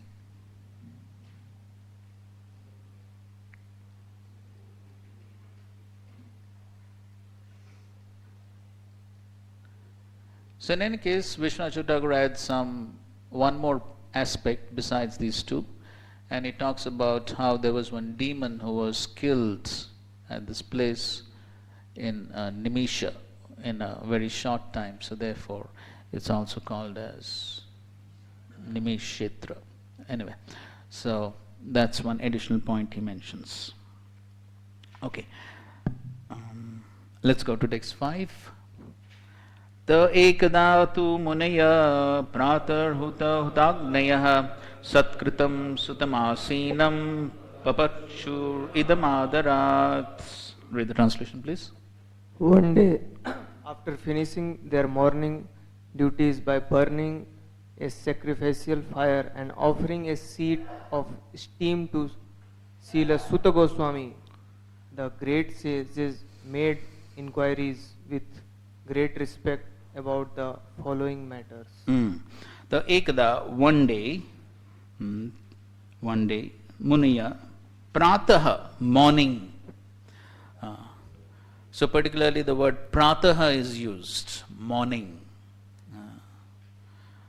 Why not evening? Why not afternoon? Why not some other time? Why only prataha? Why only morning? Why only morning? Best time for what? Why? Yes, mode of goodness. Okay, fine. So Prabhupada is commenting on this. Where is this? Some of this computer has acted funny, it looks like. Okay, read this.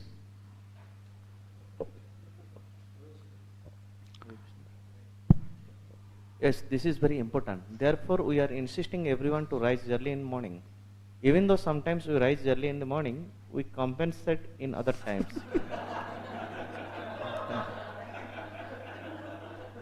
Prabhupada knows everything, who does what.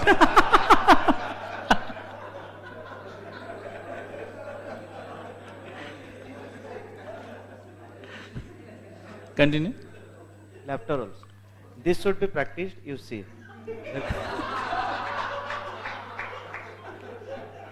Reducing eating, sleeping, mating, that is spiritual advancement. This is test. The more you reduce, the idea is to bring it to nil, just like Goswamis. They did it. Nidra ahara bihara kadi vijito. They conquered over sleeping and eating and mating. Conquered over. So our ideal is, we are fighting with Maya. So the fighting, we will conquer over Maya when we see that we are not disturbed by these four processes: eating, sleeping, mating and defending. This is the test. Nobody has to take a certificate from anyone else how he is spiritually advancing. He can test himself. How far I have conquered over these four things: eating, sleeping, mating and. That's all. That is the test. So it is not required that don't eat, don't sleep, don't. But minimize it, at least regulate it, try. This is called austerity, tapasya. I want to sleep, but I shall regulate it. I want to eat, but I must regulate it. I want sense enjoyment, so I must regulate it. That is the whole Vedic civilization. Okay, so Prabhupada is speaking about rising early in the morning. And Prabhupada in one lecture, he speaks about how in Kanpur, there is the Singhania family. Even now they are there. And they have a huge temple. They are a big joint family. And they are quite favorable to ISKCON. And so many years back, when Srila Prabhupada went to Kanpur, and so that time he came to know from them that there was the eldest lady in the house, and everyone had to follow her. So she had made a rule that every member of the family, big family, so many members, they had to come for Mangalarti in the temple. So they had a temple in the house, or close to the house, but it was a big temple. I suppose it is still there. So, and if one didn't come for Mangalarti, then the pujari would give a bill to them. A fine had to be paid. If they did not come or they came late, then they had to pay for it. They had to pay a fine for it. And the lady of the house would enforce it. So anybody who didn't come would have to pay a fine to the pujari. And then Srila Prabhupada is saying, I think so we should implement this in our movement. And then Prabhupada says, I'm sure Sallakshmi Prabhu will be very happy to hear this, and maybe you could think of implementing it. So Prabhupada says, so Prabhupada is asking the devotees, so what do you think should be the fine? And then Prabhupada is answering the question. I think so the fine should be, anyone who comes late for Mangalarti should go and distribute one Krishna book.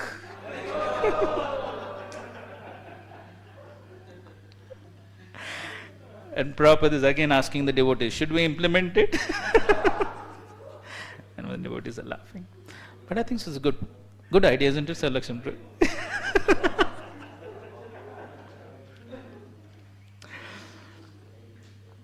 So it's better than simply writing Maha Mantras, isn't it? Maha Mantras, you don't get much profit. At least if they distribute Krishna books, they get some profit. So in any case, Prabhupada was very particular, and Prabhupada insisted about the morning program. Prabhupada was very particular about it. And of course, we understand ultimately it is for our own benefit, whether there is some transcendental punishment, some fine or whatsoever. Ultimately, it is for our own benefit so that we can purify ourselves and come to the mode of goodness. So therefore here, Prata, Huta Hutagnya, they're performing sacrifice. For what they're performing sacrifice? They're performing it for the benefit of everyone else. Prabhupada writes that. And Satkritam, they're offering due respect to Sutta Goswami. They're giving Asinam and Paprachu. Paprachu means they made inquiries. How did they make inquiries? Hare Krishna, can we have your attention please? They made inquiries. How? Adarat, with due regards, with great respects. They asked questions. So Prabhupada writes again in his purport some important points, that Sri Vyasadeva is the original spiritual preceptor for all men, and all other preceptors are considered to be his representatives. A representative is one who can exactly present the viewpoint of Sri Vyasadeva. Sri Vyasadeva impregnated the message of Bhagavatam unto Sri Shukadeva Goswami. Shukadeva Goswami heard it from him. Sutta Goswami heard it from Shukadeva Goswami. All bona fide representatives of Sri Vyasadeva in the chain of disciplic succession are to be considered Goswamis. And the Goswamis do not deliver lectures on the Bhagavatam capriciously, rather they execute their services most carefully, following their predecessors who delivered the spiritual message unbroken to them. Those who listen to the Bhagavatam may put questions to the speaker in order to elicit the clear meaning, but this should not be done in a challenging spirit. One must submit questions with a great regard for the speaker and the subject matter. That is the way recommended in the Bhagavad Gita. One must learn the transcendental subject by submissive oral reception from the right sources. And this is the culture of the Bhagavatam. This is the culture that the Bhagavatam is presenting. And so therefore it's not just the philosophy that we learn, but we have to learn this culture which the Bhagavatam is presenting. And when we learn this culture, then the philosophy will actually have value. Without that culture, simply understanding the philosophy will not help. Prabhupada is commenting on this also. Okay, please read this. And the speaker Sutta Goswami. You already read, right? Please give to some. Pass it behind. See, there are so many devotees behind and not read. Padho, jaldi padho. And the speaker, Sutta Goswami, was given his due respect, the Vyasasan. Here it is said, Satkritam. Satkritam means with due respects, the welcoming, receiving, Satkritam Sutam Asinam. The speaker must sit very comfortably, Sutam Asinam. Sukha means certainly he should not feel any inconvenience. Then the speaking will go on nicely. Satkritam Sutam Asinam Paprachu. Then the questions, Idam Adarat. The questions should be put not by challenging, by Adarat, with great adoration. I beg to submit, this is my question. Can you tell me like this? No. That is challenge.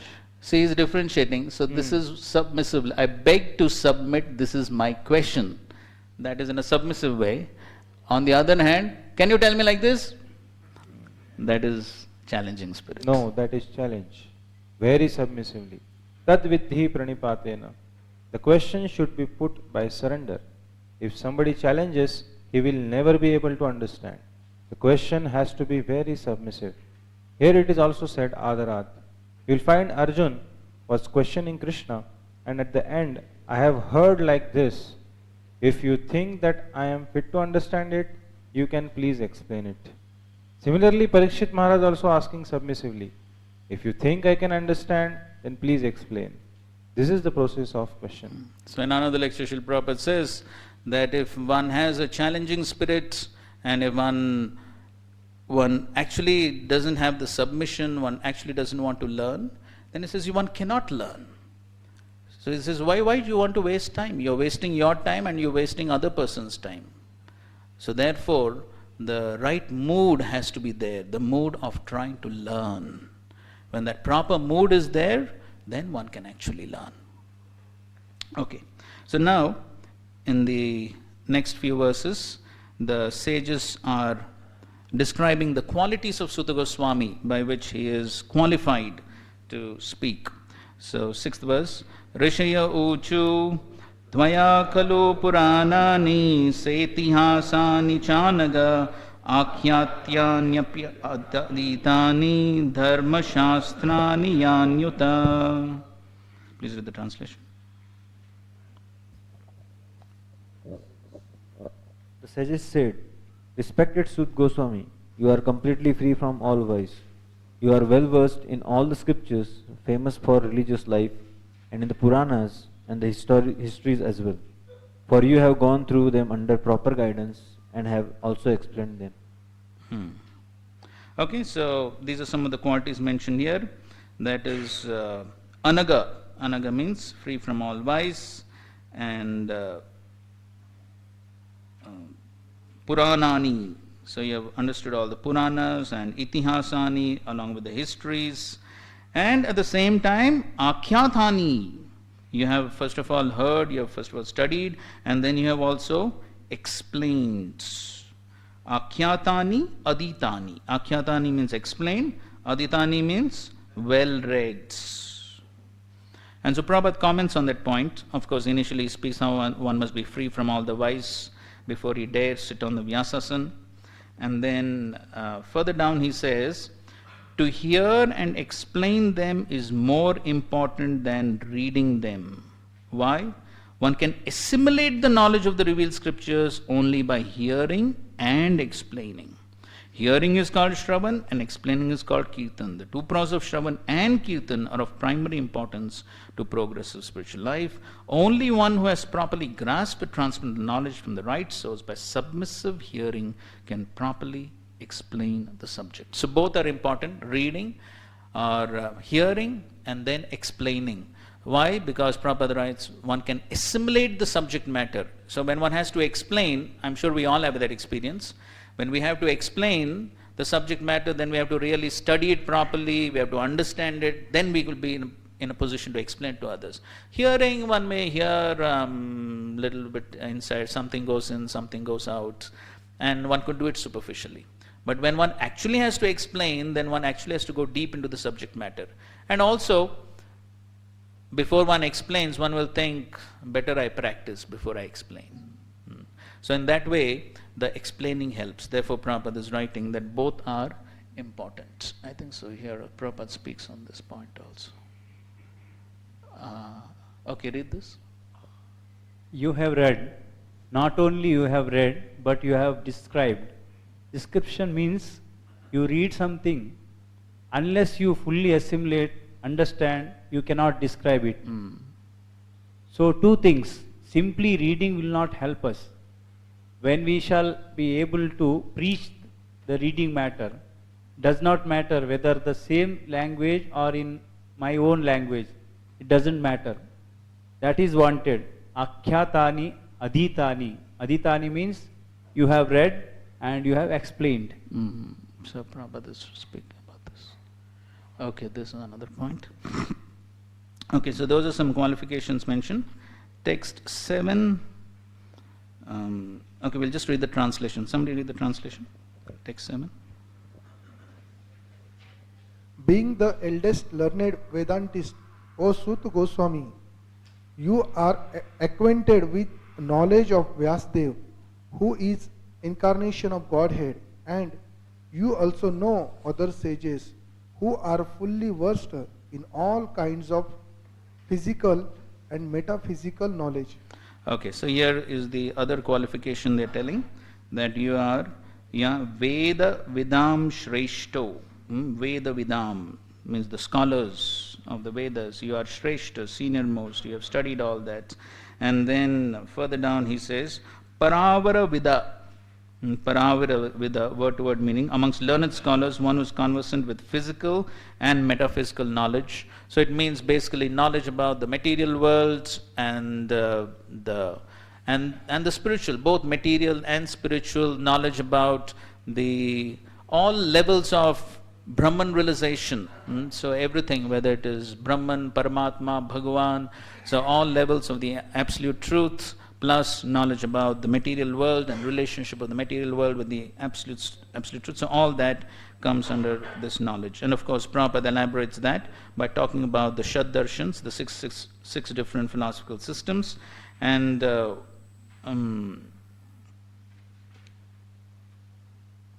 that's an important statement Prabhupada writes in the purport. One can sit on the Vyasas only after being conversant in all systems of philosophy, so that one can present fully the theistic views of the Bhagavatam in defiance of all the other systems. So the purpose of understanding the other systems may not be in depth or in details, but the basic point is that when one knows a comparison of the theistic views and the atheistic views, then as we find Srila Prabhupada, very often he raises what the atheistic or the atheistic philosophers, Western philosophers, what they say, and then Prabhupada defeats that. Very often Prabhupada raises Mayavad theories, and then he defeats that. So by putting forth that comparison, then one properly understands, or one is properly able to appreciate the theistic philosophies, and that's the whole purpose. And text 8. Vettatvam saumya tat sarvam tatvatas tad anugrahat bruyu snigdasya shishyasya guravo guhyam apyuta. Translation.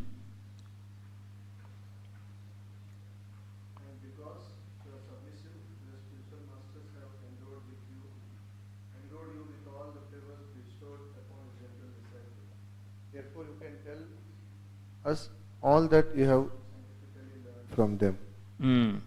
So here, these are all important qualifications for the disciple, and that is Saumya. Saumya Prabhupada translates as pure and simple. Pure and simple. That's meaning of Saumya. So purity, we all understand. Purity both in terms of external purity, internal purity. So the purity is important. As we have already seen, Nirmat Saranam, 100% pure. So the purity is important, first of all, to understand and then to explain. And also simplicity. Simplicity. As Srila Bhaktisiddhanta Saraswati Thakur has said, Saralata e Vaishnavata. The first symptom of a Vaishnava is to be simple. If one is duplicitous, kutinati, doing all crooked things, thinking one thing, saying one thing, doing another thing, everything all crooked, then the mind becomes very crooked, and the crooked mind, there's always so much of anxiety. So much of anxiety. Okay, I've spoken this, now how to cover up for this one lie? One has to cover up for one lie, it isn't one has to say 100 lies. So the crooked life, very difficult. Then one cannot focus on spiritual life, one cannot focus on satisfying the bona fide spiritual master. It all becomes very difficult. So therefore, first qualification of Vaishnava, simple. Prabhupada emphasized it very often. So our acharyas have said it very often. So a simple life is extremely important for progress.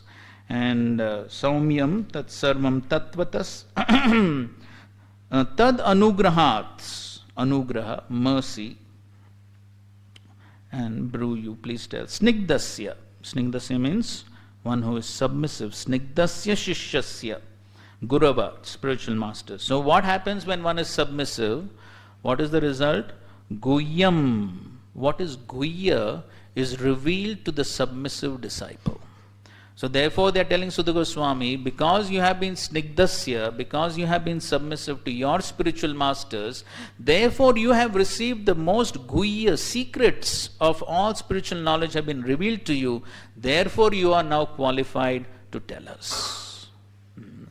And so therefore, as we have said it often, that the spiritual knowledge has to be revealed. Divya Gyan Hriday Prakashito. So it has to be revealed by the bona fide spiritual masters. To whom it is revealed? When one is submissive, then when the spiritual master is pleased, Yasya Prasadat Bhagavat Prasado, Lord is pleased. And when the Lord is pleased, then all the spiritual knowledge is revealed. Then there are realizations. Then that's how one can steadily practice devotional service. And so therefore, that submissive attitude is extremely important for a disciple. And so therefore, especially of course in the modern age of Kali Yuga, it is a very difficult quality, because in the outside world nobody is taught how to be submissive. In the outside world everyone is taught, stand on your feet, think on your own, be yourself. These are the mottos of the outside world. And then when we come into Krishna consciousness, we come with the same baggage, and then here one is told to be submissive. It becomes very difficult. Then immediately the mind rebels. Why? You're telling me to do this? Why? Why should I do it? Why should I obey? That is the immediate attitude which comes. But such attitudes will not help us to progress. Therefore, Krishna in the 17th chapter of the Gita speaks about austerity of the body. And what is that austerity of the body? Somebody knows? He speaks about, he speaks about respecting, yes, Deva, Dvija, Guru, Prajna. Deva means Devatas, Dvija, Brahmanas, Guru, the spiritual masters, Prajna. Prajna means the relatives, elderly people. Prabhupada writes parents. Parents. And so Prabhupada himself taught how to even respect parents. You know that famous pastime, Gargamuni Prabhu went home and then his mother opened the door and she was searching. Who's there? She couldn't find anyone. And then she found his son, her son is on the floor. My dear son, what's happening? Down! So that's how Srila Prabhupada trained the disciples to be even respectful to parents. What to speak of spiritual masters and Vaishnavas and Brahmanas. So Prabhupada in one lecture, Prabhupada is openly saying, Prabhupada is saying, my disciples, every time they see me, even if it is hundreds of times per day, they will offer obeisances. And we know what was the system Prabhupada had established as far as the servant comes. You know, whenever the servant would come, bring in one chapati, hot chapati off the flame, you come into the room, offer obeisances, chapati on the plate, offer obeisances, go back to the kitchen, next chapati, offer obeisances, chapati on the plate, offer obeisances. This was the system. Prabhupada never said why. No. Prabhupada said, okay. That was the culture Srila Prabhupada taught. That was the culture Srila Prabhupada taught. That respects. Recently in Mayapur, Dirshant Goswami, Dirshant Prabhu is unfortunately not here to hear from Dirshant Goswami, Prabhupada's disciple. So he was telling that how during Prabhupada's times, when the temple president would say something, there was no question of arguments. So he was saying that if anybody thought of arguing, it is a question of whether he's going to be in the temple or out of the temple. That was the system. It was so strict. Why? Because Srila Prabhupada empowered the temple presidents like that. Because Srila Prabhupada wanted that discipline. So he was saying nowadays people have a choice of whether to obey or not. Whether I can obey this instruction or I can take instruction from someone else, whether to follow temple president or I can get around him and then follow somebody else. And then one has even a choice whether to follow the guru or not. I'm not saying, these are not my words. You can hear it, it's recorded. This is Dirshant Goswami, Prabhupada's disciple, he's speaking. But he said in Prabhupada's time it was not like that. Very strict.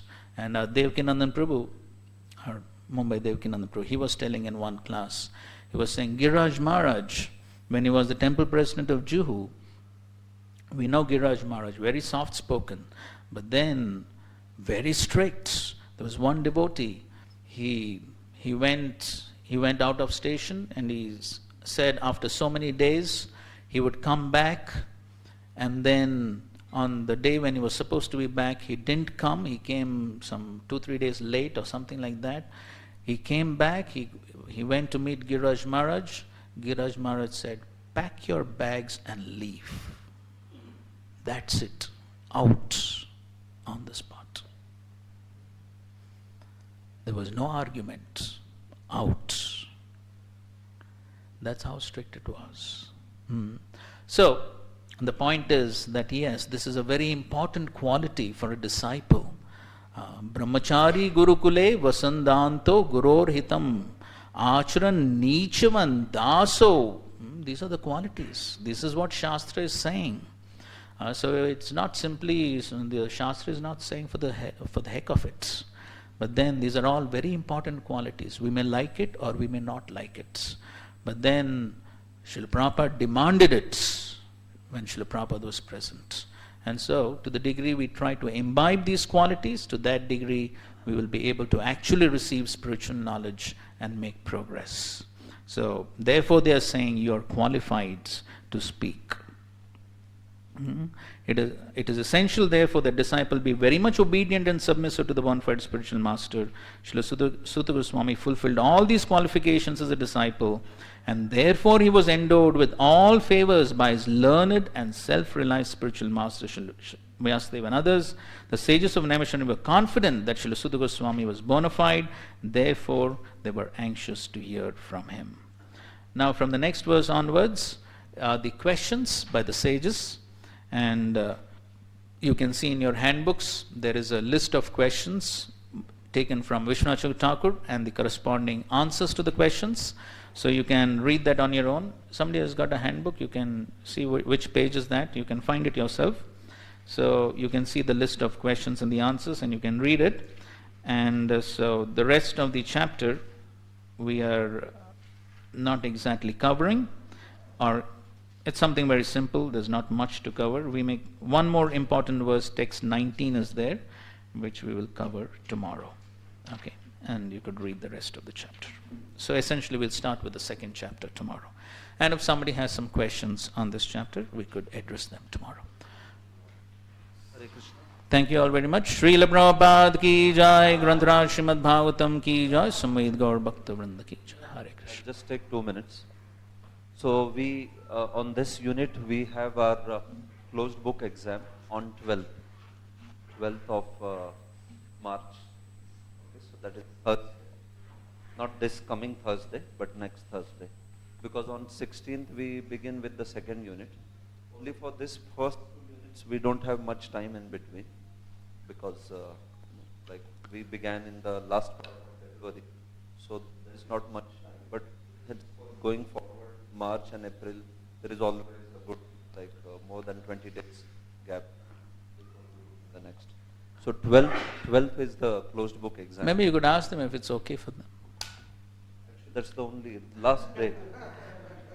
If they're finding it too difficult, we could extend it maybe. We could have it.